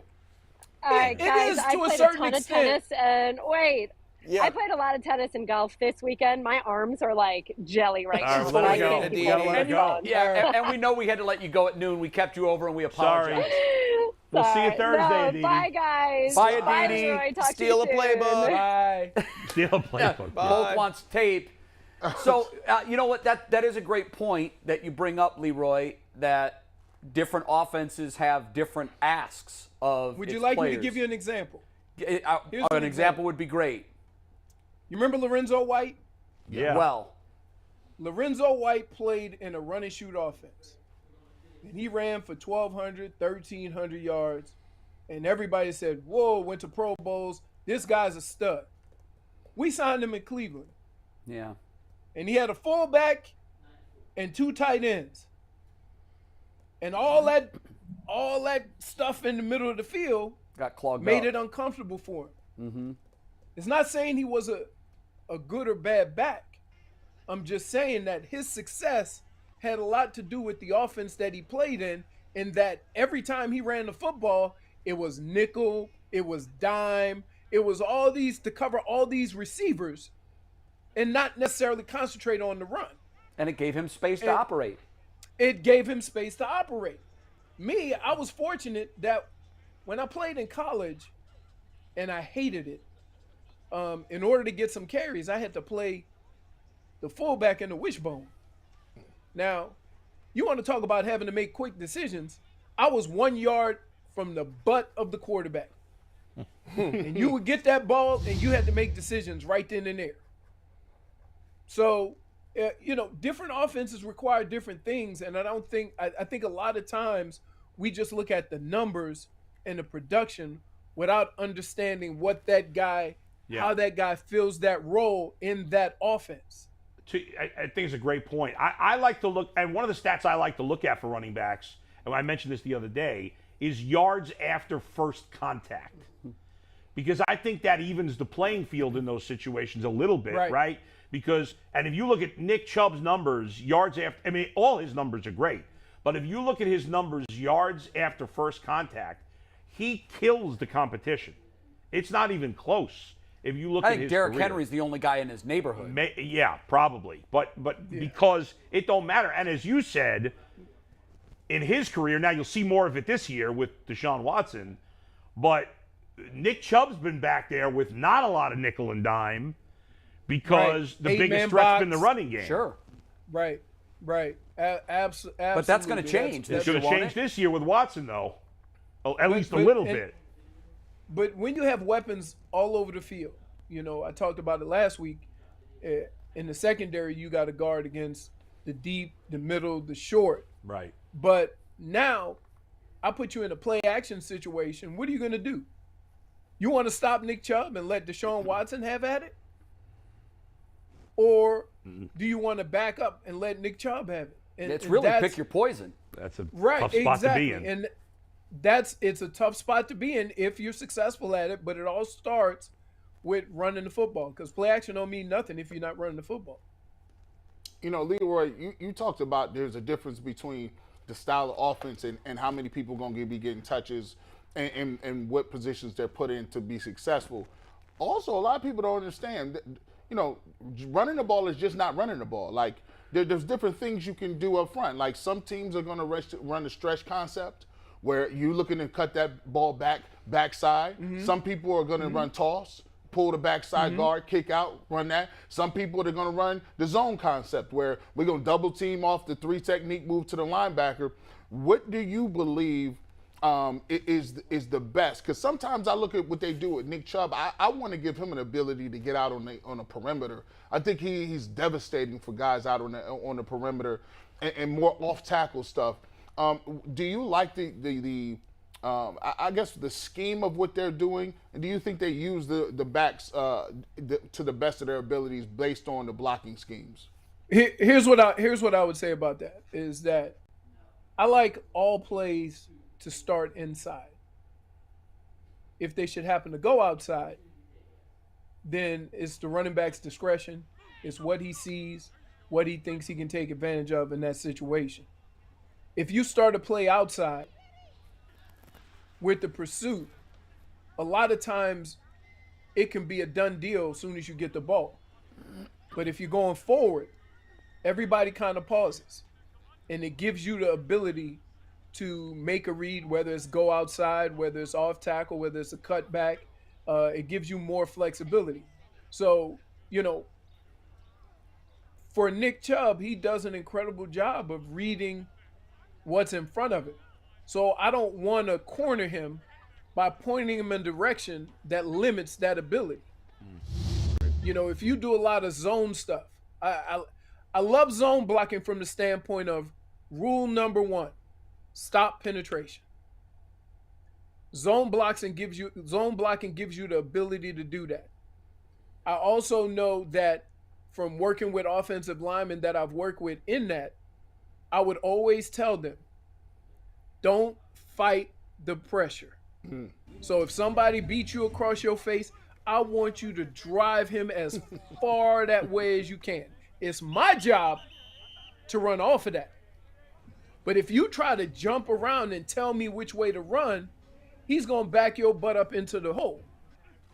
So you earn that ability, you know, to say, hey, I'm seeing things well. Get a hat on a hat. I'll take care of the rest. I think that's what Nick Chubb does well. I think the only time you constrict him is if you say, hey, I want to run a toss. See, the thing about a toss is if you don't get the edge right away, yeah, it's nothing. It's over. Yeah. We already talked about those big ass wide receivers we got out there that ain't tight ends. So like, don't put yourself in that situation. Yeah. You know? He's doing fine. Like, does he end up on the perimeter at times? Absolutely. He cuts back as well as any back in the league, I think. Yeah. Is it always designed to go out there? No, but he has the flexibility. He can use his eyes and his ability to get to the open spot. Leroy, do you have a relationship with Nick at all? No. I haven't really been, when I go to the facility, it's usually, either really early or really late. And I'm over there, talking to like Kevin Mack and other people in the organization. But I would like to, the one guy I want to meet is, besides Nick Chubb, I got to stand up next to Myles Garrett and see what in the world. Goodness. Leroy, I got to tell you something. This dude, hey, he is amazing. It's different. I got to tell you something. The first time I saw Myles Garrett at training camp in his rookie year, he came walking out there with no shirt. And I'm looking at, I'm used to being at training camp and you're seeing football players for a decade, whatever. Right. And, most football players are in great shape. But I have never seen a physical specimen like Myles Garrett in my life. I could not believe. I mean, the guy I don't blame you for it because it's absurd. It's like he's photoshopped. He's ridiculous. Remember somebody tried to fight him? Here's the thing. Yeah. I've seen muscular guys. Yeah. Right? I've seen big guys playing football, but not with that ability. No. Because he's Not such with an that athlete. explosiveness. Not with that quickness. Not with that skill set. He is the outside version of Aaron Donald. Yeah. Yeah, I think that's exactly what he Donald, is. He's put together like that also. Hey, Leroy, you know what we need to do? And McNuggets, I think we need to get on this. I'm going to tell you what we need to do there. What you tell me? Friend. I'm going to tell you what we need to do. What we need to do is your phony friend. When a friend sends you a text, you respond. Wait, what did you? Whoa! Wait a minute. We need the I sent you a text Leroy, last I need the week. receipts. Wait a minute. What the hell text did you send? Man. Mike drop. This is a You know great- what? You I sent that sent you to a Jane picture. at Johnny's restaurant. No, you didn't send no, that to sir. me. Hold up. Let me Wow. see. Hey, Jay getting called out. glad Like we- not behind. responding. I'm glad we get to be a Called part out. of this. You're right. That's Fraudulent friends. Okay. Here it See comes. that? Oh, wait a minute. You want receipts? Okay. This is my bad. Zoom in here. Zoom in. We don't have that It's technology. We don't have that technology. No, to Stevie's zoom. great in Oh, the all control right. room. Look at this. I just called this up. He sent me a text that said, "Guess who this is? I'm on the left." You never sent it. I replied Arch. That's Archie Manning. Yeah. Never But look, push it's send. sitting there. I never hit send. How do we know you didn't just type that in right I now? swear to God. No, How do we listen. know? You know? Listen. Look at the tape. Listen. My right-handed God. Credit. Oh my goodness. Hey, can we get a quote on this right here? This is Baker Mayfield. This Baker Mayfield. Baker Mayfield. Bro, Yeah. my right-handed God. friend Crawford. Listen. I'm old and I can't remember and I can't see. Dude, you're giving me hell, and you were airdropping pictures to a woman named Jane that you had never met, insisting that it was my fault that I wasn't getting them. But in this case, You he's gotta tell right. the context. That don't sound good. No, not at all. Yeah. Yeah, that's true. I'm like, damn, Jay don't like me no more. What's up? No, bro, What are we doing? When are you coming to town? I'm gonna try. You know what? I'm gonna try to coordinate it to where I come up a couple of times. And Okay, then listen. I'll come in. Listen, Leroy, that was my idea to McNuggets. Okay, so I have an idea. One of my favorite. I'm ready. I don't really like athlete interviews because they never say anything to Boring reporters. as hell, yeah. But Fox has really figured something out. When they send Terry Bradshaw to talk to another quarterback, Yeah. now it's Yeah. colleague to colleague. We need to have Leroy Hoard be our Terry Bradshaw. Right. Oh, And let he me get needs Nick Chubb. Nick, Yeah. who wouldn't watch a 20-minute sit-down be between awesome. Leroy Hoard and Nick Chubb? That'd Yep. be great. Great Who idea. wouldn't watch a 20-minute sit-down between Leroy Hoard and Myles Garrett? That's fire. Or what about Chubb and Hunt together with Leroy? Even better. Yeah. But what I'm driving at here is we need to figure out ways to get his butt on a plane and get him from South Beach, which I know he hates to leave that's Miami, tough. but get him up here when there's player availability and he can sit down with maybe 3 or 4 guys in a day and we can stretch that mileage out as far as we can. But it's my dream on this show to see Leroy Hoard go one-on-one with current Browns players. That would be awesome. I think it'd be incredible. Are you in, Leroy? I'm in. Okay, Yeah. take I'm back in. what you Now, said I about me gotta being a I bad gotta friend. Wait, I got to tell you one thing, though. You know right. what my favorite show is? Well, This show. second favorite show, Ultimate Cleveland Sports Show. is Second your favorite show. Right. Mayday Air Disasters. And so, Of course it is. Yeah. Why I haven't not? heard of that. What Why not? What channel was that on? Bro, Hey, part 2 of this plan is to get Leroy to fly a plane. hey, don't do that. hey, if y'all look through that little door, when you get on the plane and Leroy's your captain, It's a wrap. It's like a toss play where the running back doesn't get the edge. Oh my God. I might actually have to racial profile you, Leroy. Where's the white guy with him? Nope. Where's the white dude? Somebody got to be helping. Is he got his temp license or what? Nah, I'm cool. Oh, by the way, Leroy being from Miami reminds me of one of the greatest meals I've ever had in my life. Wow. Hey, you got a favorite? Yardbird. Have you've been to Yardbird, right? Hold on. Polk, did you just catch what Leroy said? No, I didn't. You got a favorite? Leroy, I heard you. Leroy, I got you. McNuggets got you. Did I Don't miss worry. something? What do you say? We'll rewind the tape when we have that ability. Leroy, have you been to Yardbird?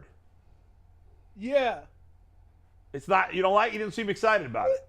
It's all right. It's all right. Listen, It's all right. hold on. Are you promoting Miami area restaurants right now? I loved it. I'm not promoting it. Place that everybody goes to from in South Louisiana. Beach. Prime. Yeah. Oh, okay. I'm from New Orleans. Sure. Okay. So I'm from New Orleans. There ain't nothing that I can eat at a restaurant that I can't cook at my house or in my backyard. Wow. Fair enough. When Fair are we coming over Sounds to like a an barbecue? invite. Hey, I'll hook it up now. You just tell me what you want. Yeah. Wow. All right, I'm in. You said, hey, Jay, remember when we went to eat, I had that sea bass? I do remember. I made that the other night. Oh, did Nice you? little sea bass. I bet you slayed that Risotto. thing. Oh, yeah. Did And you what did catch you get? it? Chicken nuggets and tater tots? Hey, I'm not McNuggets. Hey, I'm still on that. That No, sounds all right. look, Yeah. It was my inaugural trip to Johnny's downtown, an Italian place. I figured I got to have a pasta. Yeah. I was disappointed. It was not. You didn't like the What pasta? It was not what I expected. The sauce wasn't on point. The atmosphere was great. The company was great. Leroy's storytelling is unrivaled. Was that the Jane unparalleled. story? That was Jane? that when he Yes. was airdropping all those pictures to a Yes. woman named Jane. Yeah. Jane's iPhone instead of Jay's iPhone, and it was my fault. Wait, you know the story we tell. I wonder what her story is. Oh, Listen, yeah. I was watching her as she was getting the pictures, and it was so funny because I'm not sure she knew that Bernie was at our table because Bernie was Right. kind of had his back to her. Yep. And she was looking at the pictures, and I'm just staring at her because I know what's going on. I know she's getting my pictures, the pictures that you took of our group. And she's looking at them, and then she double checks. Then she puts her glasses down. Then she puts her glasses up, and she's showing everybody else, and I can read her lips. She's saying Bernie Kosar. And then she figured here's out that's what's crazy. Leroy Hoard over there. Listen, when I airdrop something, okay? Don't give me rando airdrop people. Give me airdrop people off of my contacts. I know, I hate that too, but you have a Like, setting what? on your phone. You have your setting on your phone that you can only airdrop to people that are in your contacts. And you don't have that selected. That's why Jane got your pictures. And a great story. Jane got a great I story. mean, Jane's Jane's got a lifetime of memories. and from that could those have gone. pictures. That could have gone way worse. Oh, yeah. too. Oh, let Think me about tell that. you, well, if you guys Leroy and were, I- if you guys were creeps or something, Leroy and that I could have joked gone about real that. bad. I joked to Leroy. I said, it's a good thing you didn't airdrop to Jane the pictures you were airdropping to me last night. Right. That airdrop looks like entrapment, bro. Yeah. Yeah. Right. That's incriminating. Hey, I ain't do that. That's Leroy, which of your former teammates would be most likely to send a naked picture to a woman? Do you want to answer that question? That's a great That's a question. good question. Wow. That's a Maybe hard-hitting you shouldn't question you'll answer only that. hear on this show. Yes, exactly. He's thinking about it. Yeah. They're retired. You can burn them. Give us the initials or the number, and we'll try to guess. Can't think of his name. I forgot his name, Position. but He doesn't want to roll on anybody right now. DB. He wasn't a Brown for a long time. Oh, He's And picking I think a practice he came over guy. from I think he came over from New England. DB. Coming to me. All right, what's the position? DB. No, he's saying Cornerback. a defensive back. Oh, I thought that was his Yeah. initials. Yeah. Oh, he's a cornerback. Yeah, cornerback. Yeah. Cornerback. And I know he would take naked pictures because I remember one time I was at the house and I was entertaining and he came knocked on the door and said, "Does she have a friend?" And so I'm like, "Hey man, what's up? No, what you doing?" He was taking it. You walked in and you saw him taking it, or he showed you the pictures or something. No, I'm saying He thinks I this know guy he would. would. Oh, based I see. on He would. I don't know if he's done it. Yeah. But if I had to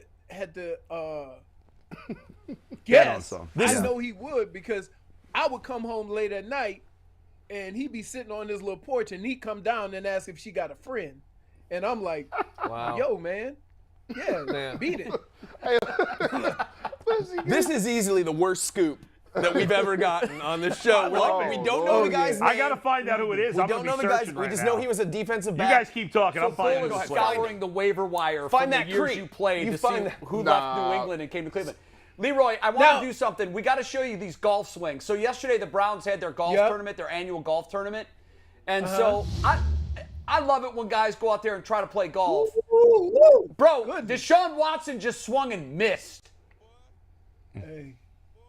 That never Is happened. that a metaphor or anything? No, it's It's too soon. No. Too soon. That's good. Too yeah, it soon. is too soon. Yeah. Legally. Man, he's got a lot of Well, lean then he back. got I'm gonna hold tell of you. it. You know who the best golfer on the team was when I was playing? Who? You'd be shocked. The kicker. Brian Kitchen. No No kidding. kidding. Wow. That is a Oh surprise. yeah. Kickers usually kill it on the golf course. But here's it's kickers and quarterbacks, Yeah? and the reason is because most of their movement is with their core. And so when you golf, you use a lot of core. So when you think about the throwing motion of a pitcher, of a quarterback, Yeah. how he fires those hips, Sure. and then you think about a kicker, Same thing. those movements are very similar to a golf swing. Interesting. How are you? You any good at golf? Yeah, Really? I can carry my own. How has it happened that we've never played then? You I didn't don't answer know. your You text don't return message. texts. How the hell we gonna get together if you don't return texts? You know, I have a text in my queue right now that says, Leroy, let's play golf, but I forgot to hit send. Oh my gosh. All right, I so do that. so here's the deal. When I right. come up there, Yes. then we'll go on that Saturday. We'll come up. Okay, that's on a great. Friday. On that Saturday, we'll go. All right, that's awesome. And then bring we my got to club. squeeze in like 5 or 6 of these sit-downs. Leroy Hoard one-on-one. We have to come up with a catchy Yep. title. So think about something Yep. that we want to call this. I'm on it. We can do it. All right, that'd Yeah. be great. What does it say about a person's golf? What does a person's golf swing say about them as a person?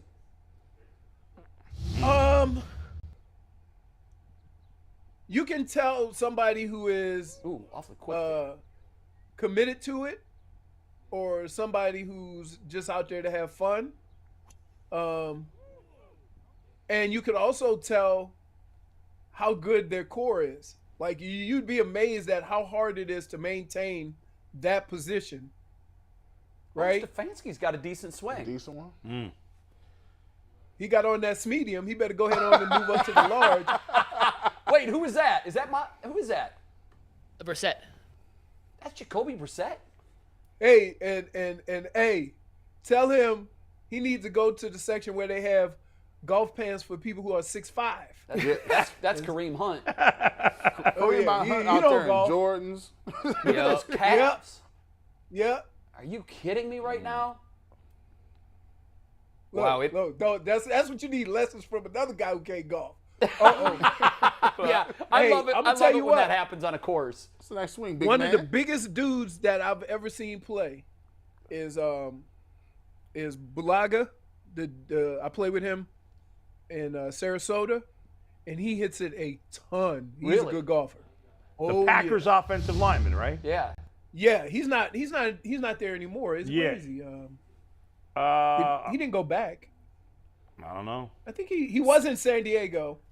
Take a break from looking in up that LA. defensive back who Bulls might trying to have shown figure his out- I found calling it. to someone. I couldn't find the defensive. I couldn't find one that had been in New England. We had all the clues. Yeah. Yeah, I mean, it was right there for us. You know? I'll find it. Yeah. All right, you figure it out. Because And I you throw have that his guy under the face- bus next I have time. his face in my head, but I can't. The name is I'm gonna throw a eluding me few. right I'm now. gonna throw a few random DBs to you here. You tell me if it's any of these guys. Harlan Barnett, nope. Latin Berry. Nope. Sounds like a made-up name, by the way. I don't know if there was really a player named Latin. Wait a second. How about this is terrible TV right now. This I is great apologize. TV. I don't care. You know it's dead of summer. Watch some more golf swings while we do this. All right, we need 2 more. Is it? We got to know. Bull, you better hurry up, man. Barry Wilburn. Barry Wilburn. No. He was a lot older than me. This is my favorite segment. The player was older than you. Yeah. Bo, Wait. you do this research Wait a when second. we're not on air. Wait a second. He's got him. I think I might have it. Here he is. Last one. This is it. For all the money. Is it pressure. Vince Newsom? No. These is made up players. That's all right. Those are real players who played for the Browns. Well, they're all creeps. Probably. I think Stefanski wins the award for the best golf swing. Yeah. Let's see him But again. yeah, you're right on those high waters. I mean, Jacoby, I know that's What a are you thing doing, now. Jake? All the kids are doing it. Yeah. But, man, that's just, I don't know about that on the golf course. Whatever you get comfortable in. Look at him. No one minds. Kareem's dressed like he's just came out of 24-hour fitness. Nobody cares. Who cares? Kareem dressed like he go golf one time a year, and that's it then? Yeah, and you buy a new outfit every time you go. Leroy, Now when they you gave come him the to shirt. when you come to town, are you treating us all to dinner?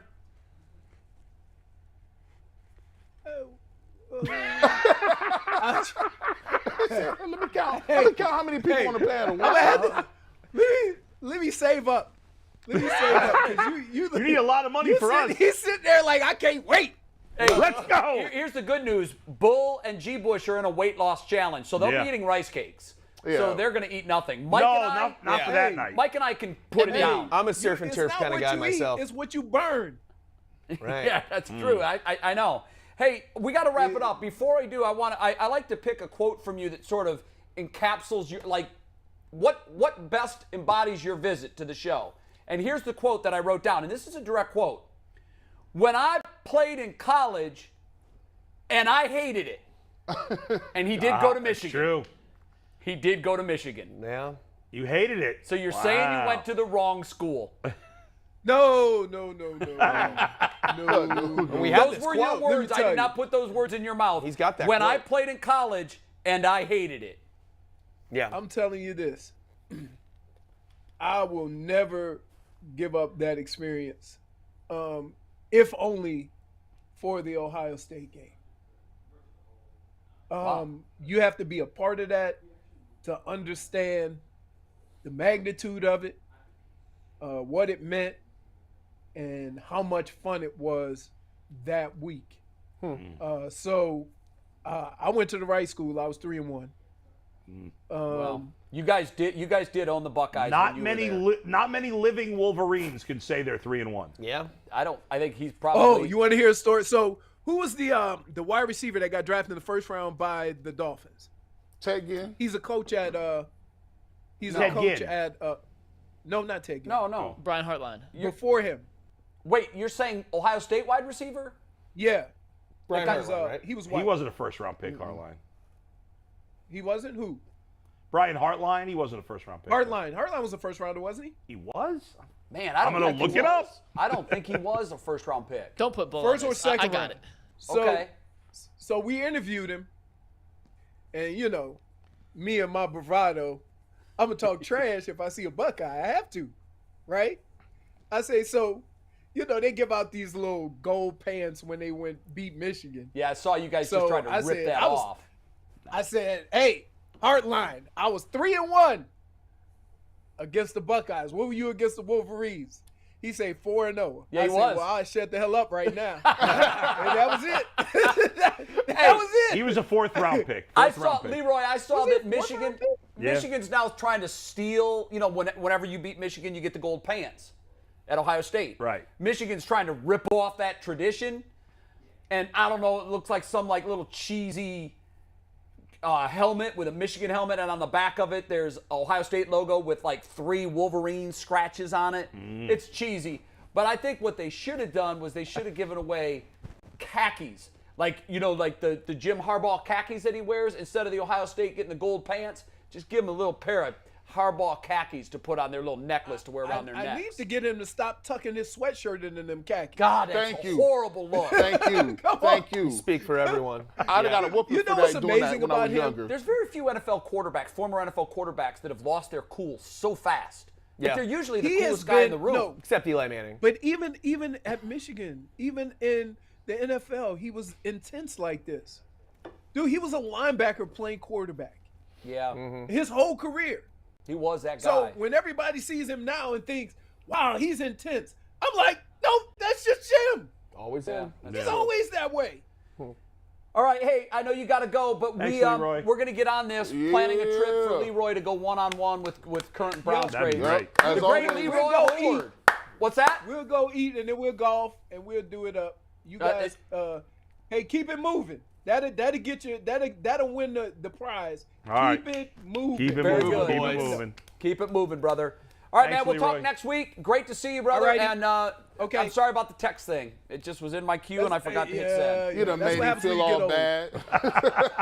His voice I cracked. knew it was Archie Manning that he was in the photo with. Right. Thank you for that moment, Leroy. We appreciate it. See you, brother. Leroy. Hey. All right. McNuggets, do you want to do a break here or do you want to just go right to what the internet is We're saying? going to do what the internet's saying, Okay. and then we'll break and come back with weight loss in top 5. Okay, wonderful.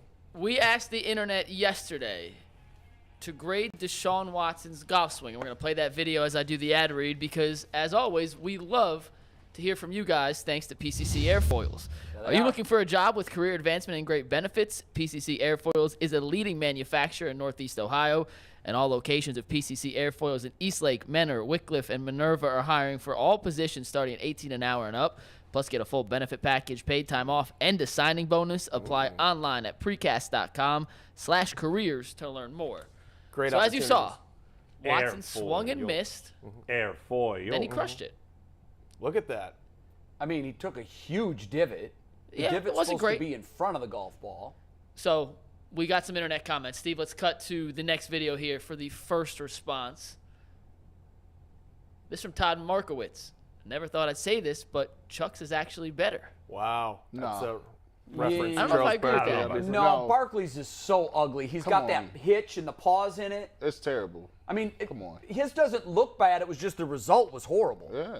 Look at Todd's professional picture there, though. Did you see that? His I didn't see it it. looked What like is- his what was LinkedIn Todd's profile picture? picture or something. It It's, just looked. it's the left justified joint where you got to turn your body one way and then you look the other Left way. justified. oh, is there is it, so it's an over the. Oh, is there something over Oh, here? no, that's that Yeah, is. you see? Right He means there. business. You're doing great, Todd. You're doing great. Nice One work more. on that, One Todd. more. All right, let's get to the next one here. Dr. Chinstrap says not bad, but he needs to keep his legs a little firm, though. Yeah, he did have Great noodle advice legs. from No Dr. question. Chinstrap. Yeah, I noticed that right away on the swing. He's swaying back and forth. It's just, Yep. Every time I see Mike laugh, I just laugh. I don't even know what he's laughing at, but from my view, I see Polk laugh. It makes you laugh. The last one, an incomplete till he gets the impact part sorted out. So a couple other grades that we couldn't take on here, some replies that weren't appropriate for Of course. You mean response, you but- mean some of our viewers are vulgar? What? Is that- Yeah, just like but in vulgar? a funny way. So I don't don't think worry. they're vulgar enough. I Can think they be the more can they be vulgarity, edited the better. and bleeped or not? Well, not bleeped. Yeah. Maybe a little blurred, but then we wouldn't see what they say. So But we're working on it. You know, it's a work in Would progress. we get the here. gist of what they were saying? Yeah, and speaking of the viewers, hey, shout out to them. We have had our highest number of viewers since the debut today. We love so that. we love you guys. Yeah. Thank you for watching. No, we continue to grow this sucker, and the idea is that by the time football rolls around, it's going to be a well-oiled machine. This is our training camp right here. Yep. It's our two-a-days. Oh, yep. We're champions, just like PCC Airfoils. Yeah, I don't think we gave them enough love in your read. Airfoil. Airfoils. Hey, by I've the gone way, the wrong man. way. By the way, Airfoils. I keep trying to tell y'all young people out here. Do you know what I made when I came up? Minimum wage was $4.25. Wow. You know how many hours you got to make to get to 18? That's a whole half a day. You talking Yeah, about over 4 hours. $18 an hour. You gonna cut? They giving me insurance and all that. Hey, you might want to call these folks up. Yeah, and you're making airplanes, you know, like American heroes. Yeah, so, it's one thing to have a nice paycheck, but, when you're out with the ladies and they're asking, what do you do? And point you up tell in the them, sky. You well, point up in the sky. Have you flown on an airplane lately? Yeah. I So contributed to that. the Couldn't pieces do it on that without me. airplane? That's me. But They depending use on what that the line guy this looks weekend. like, They it might passed make through you my not hands. get on an airplane. Possibly. Yeah. Yep. Mike said he used that line this weekend. It worked. McNuggets, how's your lady game going? Because We I gotta know. go to break. So Hey, when McNuggets moved here, one of the first things he said to me when I asked him, and I don't know if you remember this, I go, how do you like Cleveland? He's like, I'm just kind of figuring out the lady scene. First thing he said. Hey, Not, it's a great city. I'm figuring out the lady scene. I like your I went skyline, out to- nothing. I went out to drink with him We the actually do first have to break weekend. because we can do this on the other side, but we actually do have to hit a break. You're real quick. blushing. We Look, got look. top 5. I have to use the bathroom so bad. All We right, have to we're get coming something back. out this Okay. show. All right, go ahead. But we McNuggets got needs a top pee 5. break. I really do. Look. Top 5, good bet, bad bet, weight loss, and my love life. All right, go to the Yeah. bathroom. Hurry up. Hi, my name is Jay Crawford. I am a lifelong Cleveland sports fan. I have carried my fandom every city I've ever lived in. People have always asked me, why are you so diehard about Cleveland? It's because I'm from here. and we know how much our teams mean to us. Most of us know that because of our parents. In my case, my father was just a huge Cleveland sports fan. It was really part of our life. It was woven into everything we did, and it was our connection throughout his life. When you watch Front Row, you never have to ask what's going on in Cleveland. It is our job to get you up to speed on the latest news and events so you can enjoy all our city has to offer. We are bright, bold, and all about the action. Whether you're a diehard Browns fan, waiting on breaking news, or searching for a special event for a weekend away. Our hometown has it all. So join us. We're waiting for you. Front Row, weeknights at 7. Seeing, knowing, and understanding Northeast Ohio is something we take very seriously. Because in our connected world, what happens in one community can have an impact on others, leading to difficult challenges and opportunities for reflection and growth. So, for in-depth analysis of how today's top stories affect you, your family, and our communities across Northeast Ohio, join us for 3 News at 6. So you know what matters most. Hi, my name is Jay Crawford. I'm a lifelong Cleveland sports fan. My favorite all-time Cleveland sports moment, you're not going to believe this, it was Rajay Davis's home run in Game 7 that tied the score. My favorite Cleveland sports moment would have to be the Kyrie Irving 2016 shot. It's the only time that I've ever cried over any sporting event. And my ultimate Cleveland memory is when the Cavs won the championship and the day of the parade. It was one of the greatest experiences I've ever had in my life. All right, McNuggets, everything go okay for you? Yeah, quick sprint. Quick pit stop, very good. Executed properly. All right, we'd love to Wash hear your that. hands, we're Now, back, do you want we're to all good. revisit the ladies and how that's going By the here way, or not? before you do, real quick, I just should clarify that, of course, I was saying, didn't Ray Lewis kill someone? Of course, he didn't kill someone. No. His friend, allegedly did. Mhm. He didn't want to rat him out, but no snitching over this way. Yeah. Mike, do you guys know any single women to try to hook Mike up with? I'm trying to think, man. and there's some in the newsroom. I wouldn't wish any of my female friends. No one does. Listen, I'm gonna tell y'all this, and this is no regular person meets people in the street and dates them. The only It's way, all online. It's the all only online now? way that you should be dating anybody is online. You know why? Why? Because I can weed all the people I don't want to talk out. Yeah, but if a friend knows somebody, you wouldn't do that. No. I need to see Yeah, pictures. but you now, wait a minute. Now, I want to point out though. Yeah.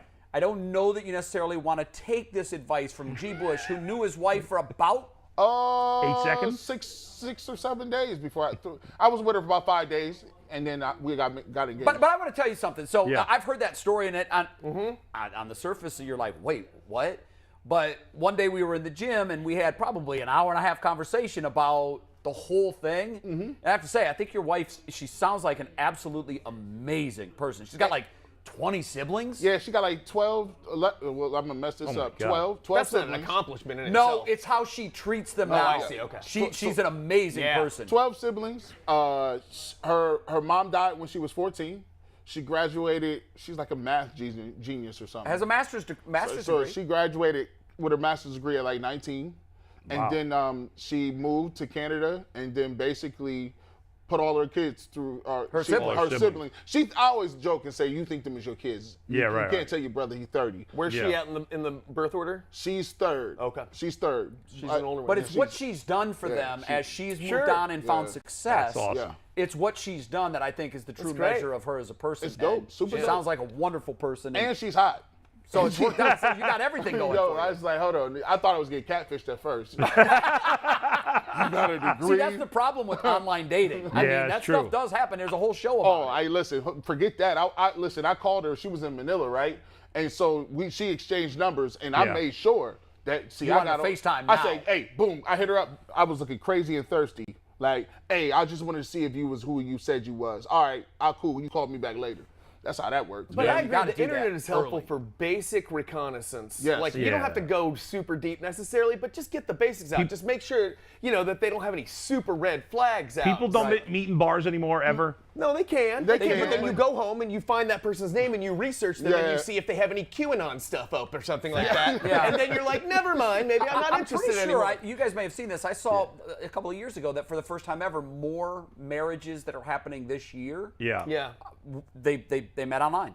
Think about your deal breakers, Bull. I didn't meet online. Think about if you have deal breakers. You want somebody that has the same religion as you. Check. You want to make sure that the person wants to have children. Check.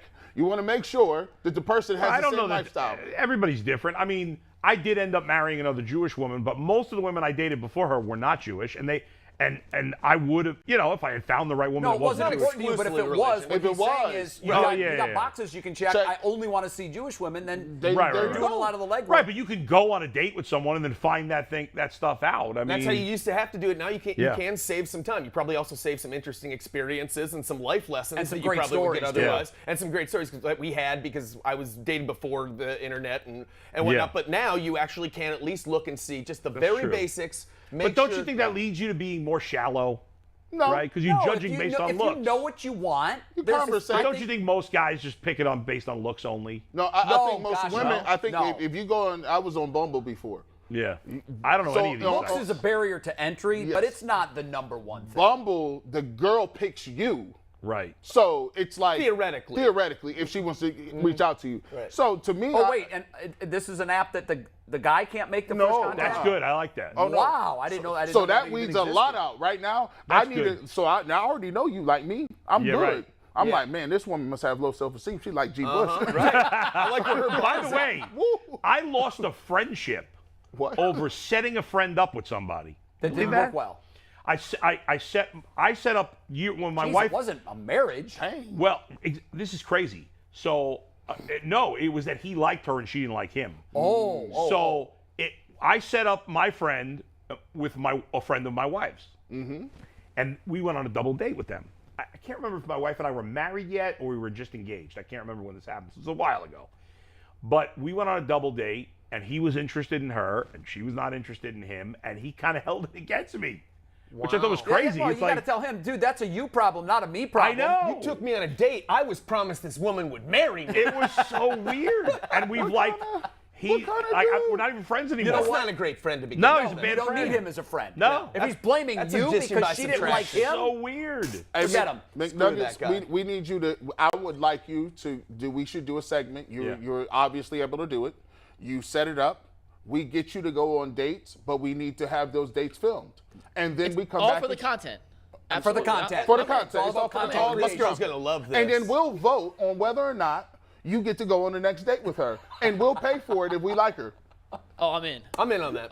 This That's is good. Yeah. Look at that. Look at now you just have to find this woman who's willing to have how do we this find the woman? Like online, like you say? I mean, he's a producer. He finds everybody. We came from. If you are a woman who watches the show, you must be single. We're not trying to get Mikey McNuggets killed. Yeah. You obviously have spare time. Right. A single woman and you're interested in meeting a great guy who's moving in the industry. Please email us. He's from Texas. He's so exotic. WKYC. Send us a message on Twitter, though, too. And I need a DM. DM on the Twitter. It's the Ultimate Cleveland Sports Show. You're requesting that women slide in his DMs? Yes. This is not in his DMs. In my DM or GM or G's. No, it's the Ultimate Cleveland Sports Show DM. You slide in there, and then we'll set this thing up. This is how it started with Watson. I'm telling you guys. No misogyny. I was gonna clip that until that. Yeah, sorry. Sorry, man. But hey, we got a top 5 we have to get to. do it. Because I'm sure some of the people we may meet could fall into these categories. Hopefully they don't, but maybe they will. Okay. This is the 5 worst kind of people, brought to you by Roundstone Insurance. The Ultimate 5 is sponsored by Roundstone. Roundstone offers a better alternative for affordable quality health care. For more than a decade, Roundstone Insurance has been saving small and mid-sized businesses money, an average of 20%. 20%? Contact us today to learn how you can get great health care benefits that your employees will love and save money too. Like a roundstone cowboy. Oh wait, that wasn't That's it, was the it? theme. Rhinestone. Right. Still, Now same it's thing. roundstone cowboy. You want to be like a roundstone cowboy? Roundstone cowboy. That's exactly right. You get Roundstone Insurance, you're automatically a Roundstone cowboy. Okay, what's our top 5 list? The 5 worst kind of people. One of these happened to me this weekend. Some of these are a little exaggerated, but you guys will all know. So let's start with number 5. By the way, Mikey, I just thought of a girl that I think is single that I know. Uh-oh. I'm going to reach out to her this Slide in the today. DMs. At the peril of ending your friendship with Mikey. You'll never talk to him She's a again. really nice girl. Wait, when that's the first thing they say about him. She's a nice. I don't want to be, I don't want to sexualize her. No, she's a I'm nice not looking saying girl. that Mikey's does, job. She's a nice looking girl. When it's pitched like she's super nice. She's nice looking. I just didn't want to make that. Okay. Like I don't want to be lead. like. You don't want I don't want to We're come going off to like a get to the perv. top 5, but we'll talk offline here. Yeah. The 5th worst kind of person are Android users in group chats. Yes! I know it's AKA Steve Becker. We love you, Steve, but you are killing the Come group on, chat. get the green. I don't want the green. And he can't see our thumbs up and ha-ha. So annoying. He has no idea what we're talking about. Are you an Android user? Speaking as an Android user, I knew it. Inappropriate. I don't want to see your thumbs up or gifts. It's like a freedom for us. We don't need your nonsense. Keep your little doodads. I just converted over to iPhone maybe 6 months ago. Best thing you've ever done? It's up there, top 5. I mean, I can see why people like iPhone. And it syncs in if you buy Apple, if you have a Mac computer at home or whatever. It's just I can do my texting from my computer. Sure, that is nice. But let's point out that until they went bankrupt and stopped their service, he was the last person I knew that used as his primary communication device was a BlackBerry. I still have it. That's so on-brand. No, you don't. I still use the Wait, they don't BlackBerry. even offer service on it anymore. No, the service still works. It's Android service. They don't make the phones anymore. This is the last of its line. This is the. Yeah, I'm using. I'm still using the BlackBerry. I can type if I want to. You can do the home row ASDF. Yep, I can do that. That looks like a 1980s calculator right there. Yeah, listen, part of it's loves just out the of spite. BlackBerry. Part of it's just out of spite to watch people's reactions. Like if you take this out and just watch a woman react to it, she's just like, "What are you from the past?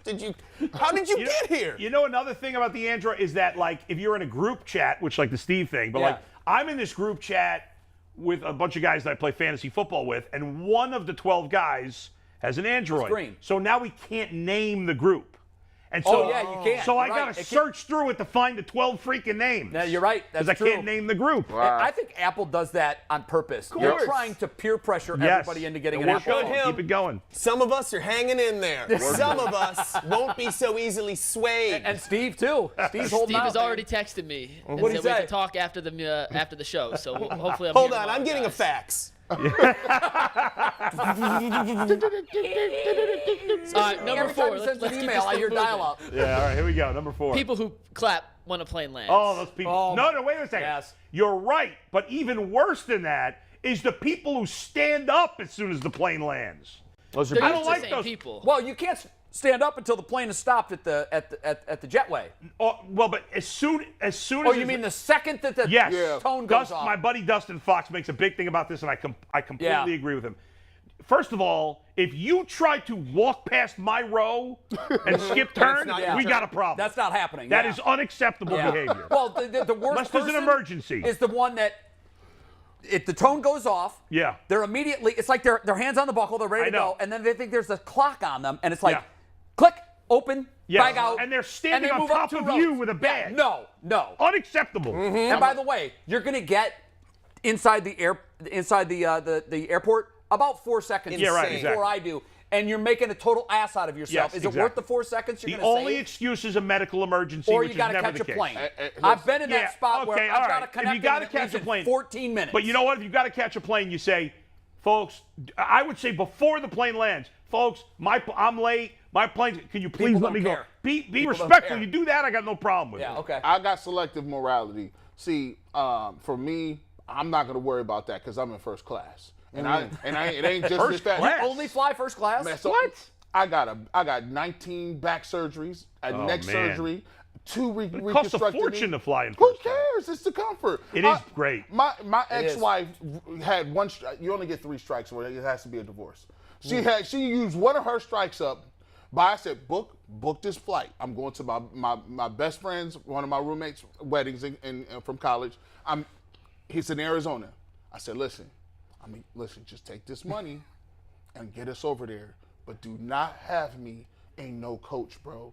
Bro, she saw it. She was like, well, we can save like $400, so we're going to know. Man, I'm in between a lady and a baby, and I'm in the middle. My knees is up here like this, all up in my chest and throat. You're a big man, though. It's harder. You're tall and big. I can't be doing that. I don't. But by the way, did she get a strike against you for calling her bro?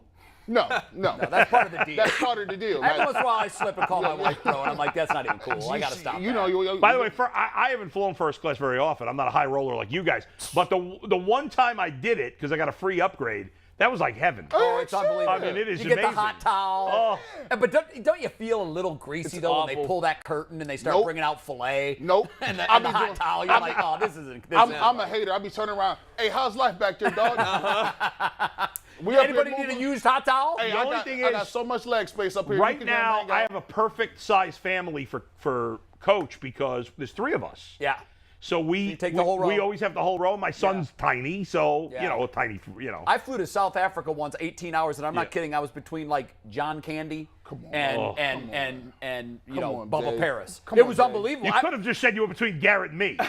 No, way bigger than you guys. And it's 18 hours, and you know the dude that's got to claim both. Oh yeah, those guys. They were both that guy. So they're both like staking claim to the armrest, and here I am for 18 hours. Have you had somewhere where you couldn't put the armrest down because the person was too big, and they're just like, sorry, we're just now we're just dating for 8 hours. I'll be honest, we gotta have our hands touching each other. When I have flown by myself without my family, I always make sure I get an aisle seat. Yeah. And I always hope that it's like a tiny little woman sitting next to me. Yeah, me too. Because I hate, and I always say to them, listen, I'm sorry if I encroach. Yeah. You get the Fat Man extender? I get the Fat Man extender. I told you, I ain't hoping on nothing. What is that, the seatbelt? The extra extender, the Fat Man extender. As interesting as your guys' flight habits are, we do got to keep this moving. Keep it moving. It's a great conversation. Great conversation. Go ahead. Top 5, number 5 just took 7 minutes. We have more airplane experiences to bring up. Yeah. Number 4. We are approved for we're actually on number 3. That's how long number 5 took, Jay. Boom. We got approved for the Twitter studio. We could post 9-minute long videos.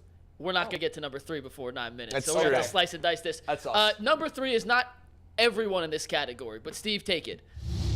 Vegans who only talk about being vegan and force it upon you. Thank God. Hey, my name's Mike. Hey, I'm Charlie. I'm a vegan. You should be a vegan too. Yeah, it is egregious. Vegetarian, I'm okay with. Vegan's obnoxious.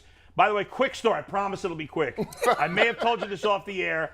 My wife and I got invited to a wedding in Pennsylvania. It was her cousin. Not a vegan wedding. I was told that the wedding was at a Chinese restaurant, and I said, oh my God, this is going to be the greatest wedding ever. A Chinese buffet wedding? What could be better than that?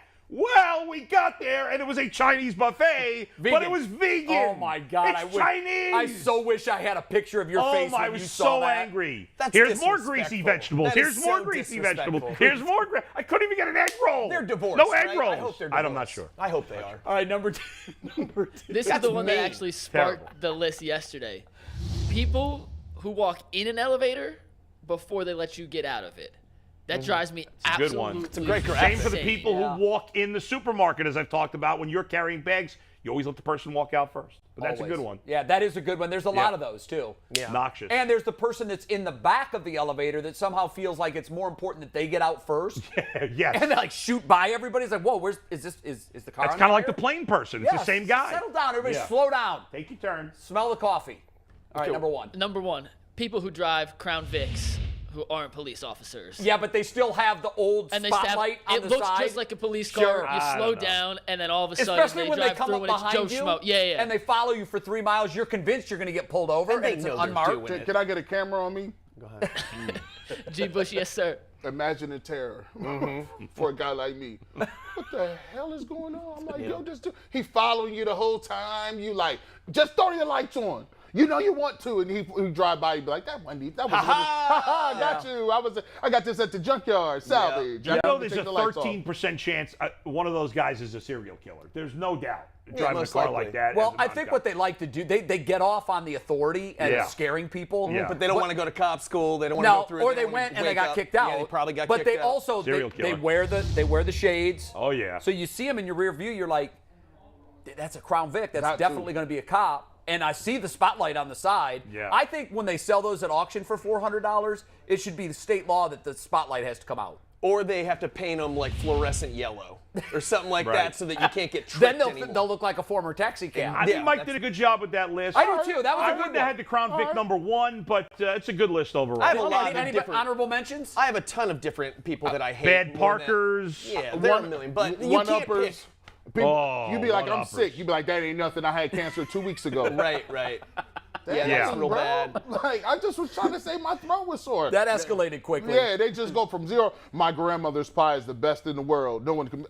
That's not verifiable. How about people that you talk to and you meet someone and all they want to do is talk about themselves? They have no interest in asking you any questions. Yeah. Like when I meet new people, I'm usually not interested in their jobs because their jobs are usually boring, to be honest. Sure. But I always ask because and I try to maintain some interest, and sometimes I am interested. But like, I'm not going to be a jerk and just talk about me when I meet somebody new. I'll ask you a question, then zone out while you answer. Right, That's the least you potentially. can do. Pay to you be that courteous. respect. What do you hate? What's the kind of people Oh you man, hate? I mean, yours was kind of it, but it's the one where people who say that your opinion is wrong.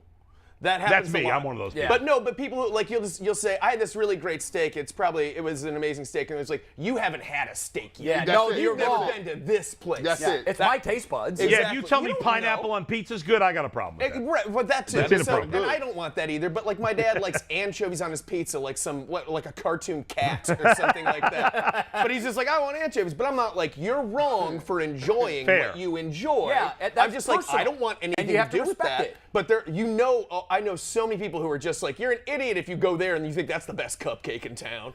I that's know true. where the That's best fair. cupcakes You're right. You're are. right. It's like, no, that's the kind of cupcake I want. By the way, everybody's got to try this. A bagel with cream cheese and sardines. That's the worst thing anyone's ever eaten. I'm See, telling you, it's the that's most not amazing. True. I'm sure it If might you be. like do you like bagel with lox and cream cheese? No. No? No. I mean, I know gotta I'm go. Jewish. Yeah, I'm we the only got Jew good bet here. next. But We just gotta. No, I don't. Oh, we got to go to we good got, bet we got bad. final takes. You though. lost We me gotta at get to today. sardines. Yeah, Sorry, I'm telling you. That's it's awesome. Worst people. Yeah. We did it. Sardines. Yep, there they are. Go ahead. We have another edition. We only of had Good one Bet, official Bad result Bet. yesterday. Only right? one game yesterday. There should be a cash register sound effect under good bet, bad Yeah, bet. take it. We all went 0-1 yesterday. Wait, we But did? for the overall Oh, yeah, 'cause standings, the Guardians games got rained out. G. Yeah. Bush still in the lead for the regulars, and Mike Polk still at 75%. The issue is Polk didn't send his bets in today, despite the fact I did text him this morning because I'm reading off the text right now. Oh, did you? So, Mike, you're going off the producers' picks today. Whether they're good, I hope they are. Well, he's If they're 15 bad, and 5. don't So. ruin your record. Well, we So, hope our they're not. first bet, Steve, we got it. Guardians Now, these were the minus a run and a half against the Rangers. Game 1 of the doubleheader today. Yeah. Jay? I'm saying no. I don't like it. I don't like the bet. I'm the only guy. You guys are all three in a good bet there. Yeah. Solidarity. I love that bet. I didn't really make it, but I agree with it. Yeah. All right. I wish I liked it. I don't. Game number 2. Over 8 runs in the Guardians-Rangers game. I'm alone. Yeah, I like this. I like this a lot. Home Alone. This is the second game. Yes. Game 2, correct. Yeah. And what got me on this was the Guardians hadn't announced their pitch. Their Connor who they were gonna throw. Pilkington. Oh, they did. Because when I looked, it said they didn't. They didn't. I sent Pilkington. Yeah. Oh, you did? I did. Oh, C-Pill. you know what? I had already looked, I think, and so I didn't even register that, but I seen that they didn't announce their. I like Pilkington a lot. He has looked good so far. Yeah, I like him a lot. I'm just gonna rack this up. Next bet because I'm a 8 right. Okay, here we go. Yeah, you got Last a nice one. cushion going here. Let's take a look. Number 3. And last one, Rangers getting a goal and a half tonight at the Lightning. Rangers do the series 2-1. G and I are together. Right? Yeah, it's at the Lightning. And I did a lot of research Yeah. on the Lightning game and the Rangers, and I think that whatever I said was what I agree with. Yeah. I got to tell you, I was actually watching Game 3 of that. I didn't watch the whole thing, but I Right. actually watched some of it. And we always talk about like bad calls in the NBA. Nobody ever talks about it in hockey, maybe because we don't talk about hockey. I thought I'm not saying they cheated, but I think the refs completely screwed the Rangers. Rangers had an early lead in that game, up 2-0, and then the refs got involved, and Well, you know all of a sudden why? Lightning came back. You know why? What was about to happen? The Rangers would have gone up 3-0, right? Yeah. I mean, we can't have that. This is all news to Don't me. you think the NHL would prefer to have New York in the finals? I don't think they want a 4-game series No, ever. that's true. That But- lost inventory is huge money. Right, but they want New York and not Tampa Bay in But the they finals. want New York in 6 or 7. They don't True. want New York in 4. True. Yeah. I've had two different people email me and yell at us for not talking hockey ever, of course, which is normal. I'm sure you got that on the radio all the time. Like everyone. Soccer. I've heard people wanting to talk about soccer. Here's what I think we should do. I think we should get like a hockey. We should get like a hockey podcaster or a hockey expert in here. Bring them in, put them on, and then just ask them what they think about the Baker Mayfield situation. I agree with that, Mike. I'm okay with that. Hey, Wouldn't that be where great? are we on our NIL deal? Y'all dirty. Because we are going to offer an NIL. Mike's idea was to offer an NIL deal to like a Cleveland State fencer. Yeah. And we I were think going we to should pay do a this person competition. like, $250. Very diverse sport. That Yep. You know, we don't have that $13 million jack like Ohio State does. We should do a competition where we get 3 athletes from Cleveland State, and then the viewers get to decide who becomes. So like our we bring them in sponsored like a athlete. dating game type Yeah, we'll thing? bring them in, introduce them to the audience, And let then the say, audience- why should you represent the Ultimate Cleveland Sports Show, and why should we pick you for our contract? And then and then the audience gets to meet all 3 of them. The other people get a little something too, so we're not total jerks. Like some swag. Yeah, give them some an Ultimate Cleveland Sports Show T-shirt. t-shirt. Yeah, totally worth it. And then whoever they decide should be our representative, and then we have them make ads for us and stuff like that, and be like, "Hi, I'm a Cleveland State athlete, and I represent the Ultimate Cleveland Sports." I think that's where we have to go. Mike McNuggets, are we close on that deal? I'm listening to 4 things in here. I have no idea what Can you're we trying get a to fencer, a swimmer, I'm and a trying to figure wrestler, out, maybe? We're missing a video. We're working on it. But I got an update from Yak. He's listening. Yeah. Quote, working on a deal with CSU. We've had initial talks. Nice. NIL talks are underway. I feel like that should be a pretty quick thing at CSU. Like they should be like, Yeah. you want to give one of our athletes money? Take it. Yeah, whatever. Like who do you want? Who do you want? Are we blowing off final takes since it's 1 o'clock right now or no? We got weight loss update. Oh, yeah. And then final takes if we want to do it. Does anyone have a pressing final take? I had one that I thought was okay. Yeah, it's a I great can wait story till tomorrow. about a young high school baseball player. Then we could do Jay's. Polk usually Mine has will some slow down the fire. show. I can do it. I'll do it Thursday. Okay, so we're going to do weight loss. Jay's going to do a final take, and we're going to say goodbye. So There let's you pull go. up last week's graphic real quick. Where are we This is coming the into weight loss this? of last week. Bull Okay, now loss. let's for the graphic's context, a little confusing. the loss total part. weight Yeah. loss here for Bull is minus 12. Right. And the total weight loss coming into this week for G. Bush was minus 7? Because you lost 6.5. Yeah. So it's and then I 7.5. lost- yeah, 7.5. Yeah. Okay, so I need some scratch paper right so now. 12 minus 12 for Bull and minus 7.5 for G. Bush. Yes. All In right. total so far. Yeah. In Yeah, total okay. through 2 2 weeks. Yeah. So they had a great start, and then, poor Bull came out of the weigh-in last week, and he was furious. Right. Down in the mouth. Then he had the Using words birthday that I can't weekend. use now. This was the birthday week. so I Birthday was- week yeah. last Yeah, week. now we're coming off your birthday. G. Bush got him a birthday cake that had 72,000 calories. Smart. He totally set him up. Yeah. I tried to be the good friend, and I gave him 1 Fig Newton with the birthday candle on. Yeah. Yep. That's true. Okay. You up? And we have video of today's weigh-in. So, So without further ado, is it sound Steve, on? take So it. do we roll or do we talk over it? I have no idea. I feel like Sound I could full. be up 2 pounds, 3 pounds, or I could This is be the down. Channel 3 weight room. All right, it's good. I'm either the same or I've lost weight. That's promising. Like I lost the pound that I had gained. That's good. I'm happy with that. So you're back to minus 13. Yeah. All There you right. go. On birthday week to lose 1 302. pound. So I lost 1 pound. And you know what? On the Lost the positive pound that I side, had that's, gained last week. that's averaging 4 1/3 pounds lost per Right. week. Exactly. G. Bush just woke up just before that. Look like it. 316 or 336. Lost 4 pounds. Nice job. Oh, wow. So minus 4. You This didn't think you ate week. well this week? Man, listen, I don't, bro. I've been taking. It's medication. It's medication. I ain't got nothing. Listen, all this up in here. Shout out to pain meds. Yeah, so G. Bush is playing hurt. I want to make that point. Yeah. He's got some disc issues. He missed yesterday's show. So total. I feel like G kind of looks like it's a struggle to hold his head up right now. I feel Yeah, bad. it is. No, he's in pain. I want to point out, I noticed you took off the glasses for the weigh-in. Every ounce counts, okay? Now, you notice I had to, they said, hey, bro, don't come in there with no shirt off and you got to wear jeans this week. So he he did had wear a pants. skin-tight shirt on that was a schmedium, That was my cousin's. and the glasses came off. Yeah, I took them off. So here's the total scorecard. Yeah. We've done this 3 weeks. Bull won big week 1. You've won the last 2 weeks. Yes. Slow but steady. Our total weight loss, Bull is down 13 pounds. G. Bush is down 11.5 pounds, so he is closing the gap hardcore. We got a 1.5 pound difference now. Yeah. And I think this next week, which will signify a month, this is a big week for you guys. It is. I'm expecting big numbers next Tuesday.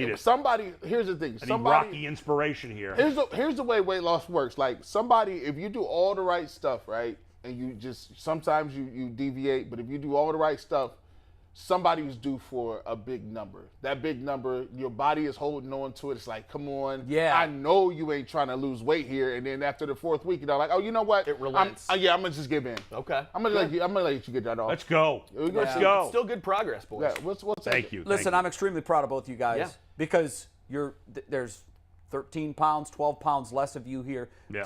Collectively, we've lost 25 pounds as a group, Mike. That's right. Crazy. So that's impressive. A lot more elbow room in here. Yeah, a lot more elbow room, and that's very impressive. So congratulations to you guys on that. And on a serious note, I think some of our viewers are playing along at home, right?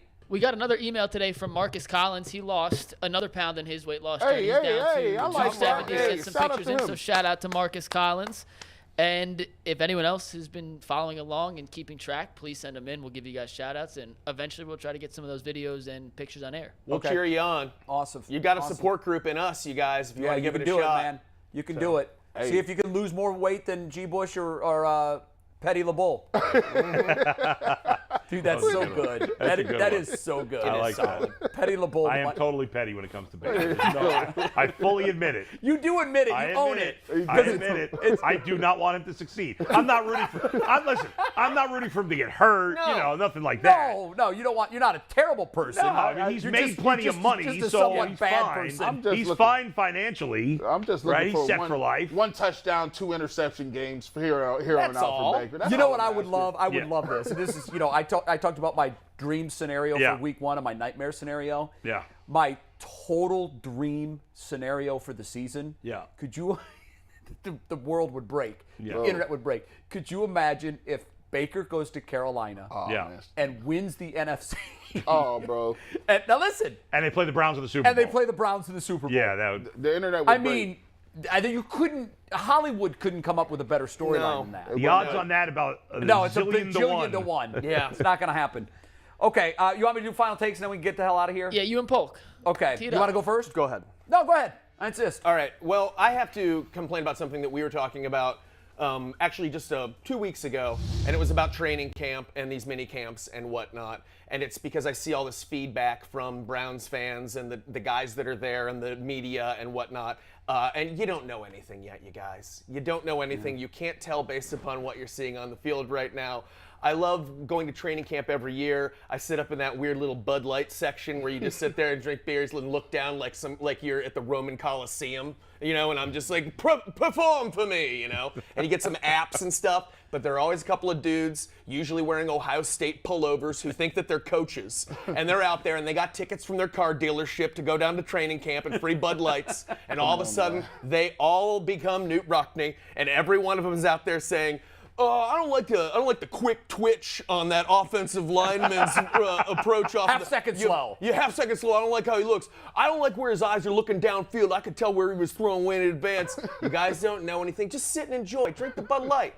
Enjoy yourself. It's free. But you don't have to have commentary. Not everyone knows. I don't pretend to know what's going on out there. I can't watch these guys in notepads. Some of these guys can. Even some of these guys on this panel, I have no doubt they have way more experience. But I'm speaking for all of us civilians who go and attend training camp. Just enjoy yourself and don't try and dissect it and act like you're seeing anything else that these experts are not seeing, because it's embarrassing for all of us other civilians. I'm sorry, this guy doesn't represent us, real people. Please, I'm just here to watch and hopefully nobody gets hurt. So please just enjoy yourself at training camp, but stop acting like know what you don't know. It's bad enough that people do that watching games, yes. but in practice with no pads. Exactly. I mean, I'll tell you who looks great, man. I'll tell you who's going to bust out this year. Some guy's pushing a sled or something like that, and he's just like, he's starting this year. It's not just Cleveland fans, by the way. No. Across the board.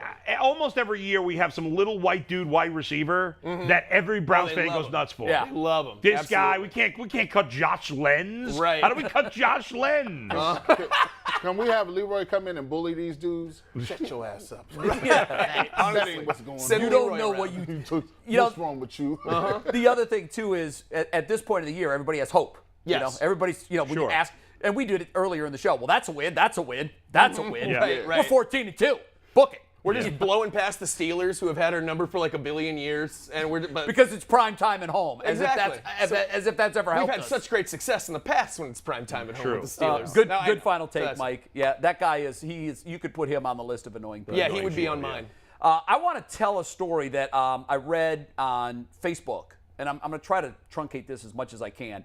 The author of this story was Jerry Snodgrass, and that name might be familiar to some of the viewers because he formerly ran the Ohio High School Athletic Association. And he talks about in this story how we want to believe that everybody involved in high school athletics have the interest in the kids in mind. We've talked about this with the NIL deals. Like, are they really most interested about the kid?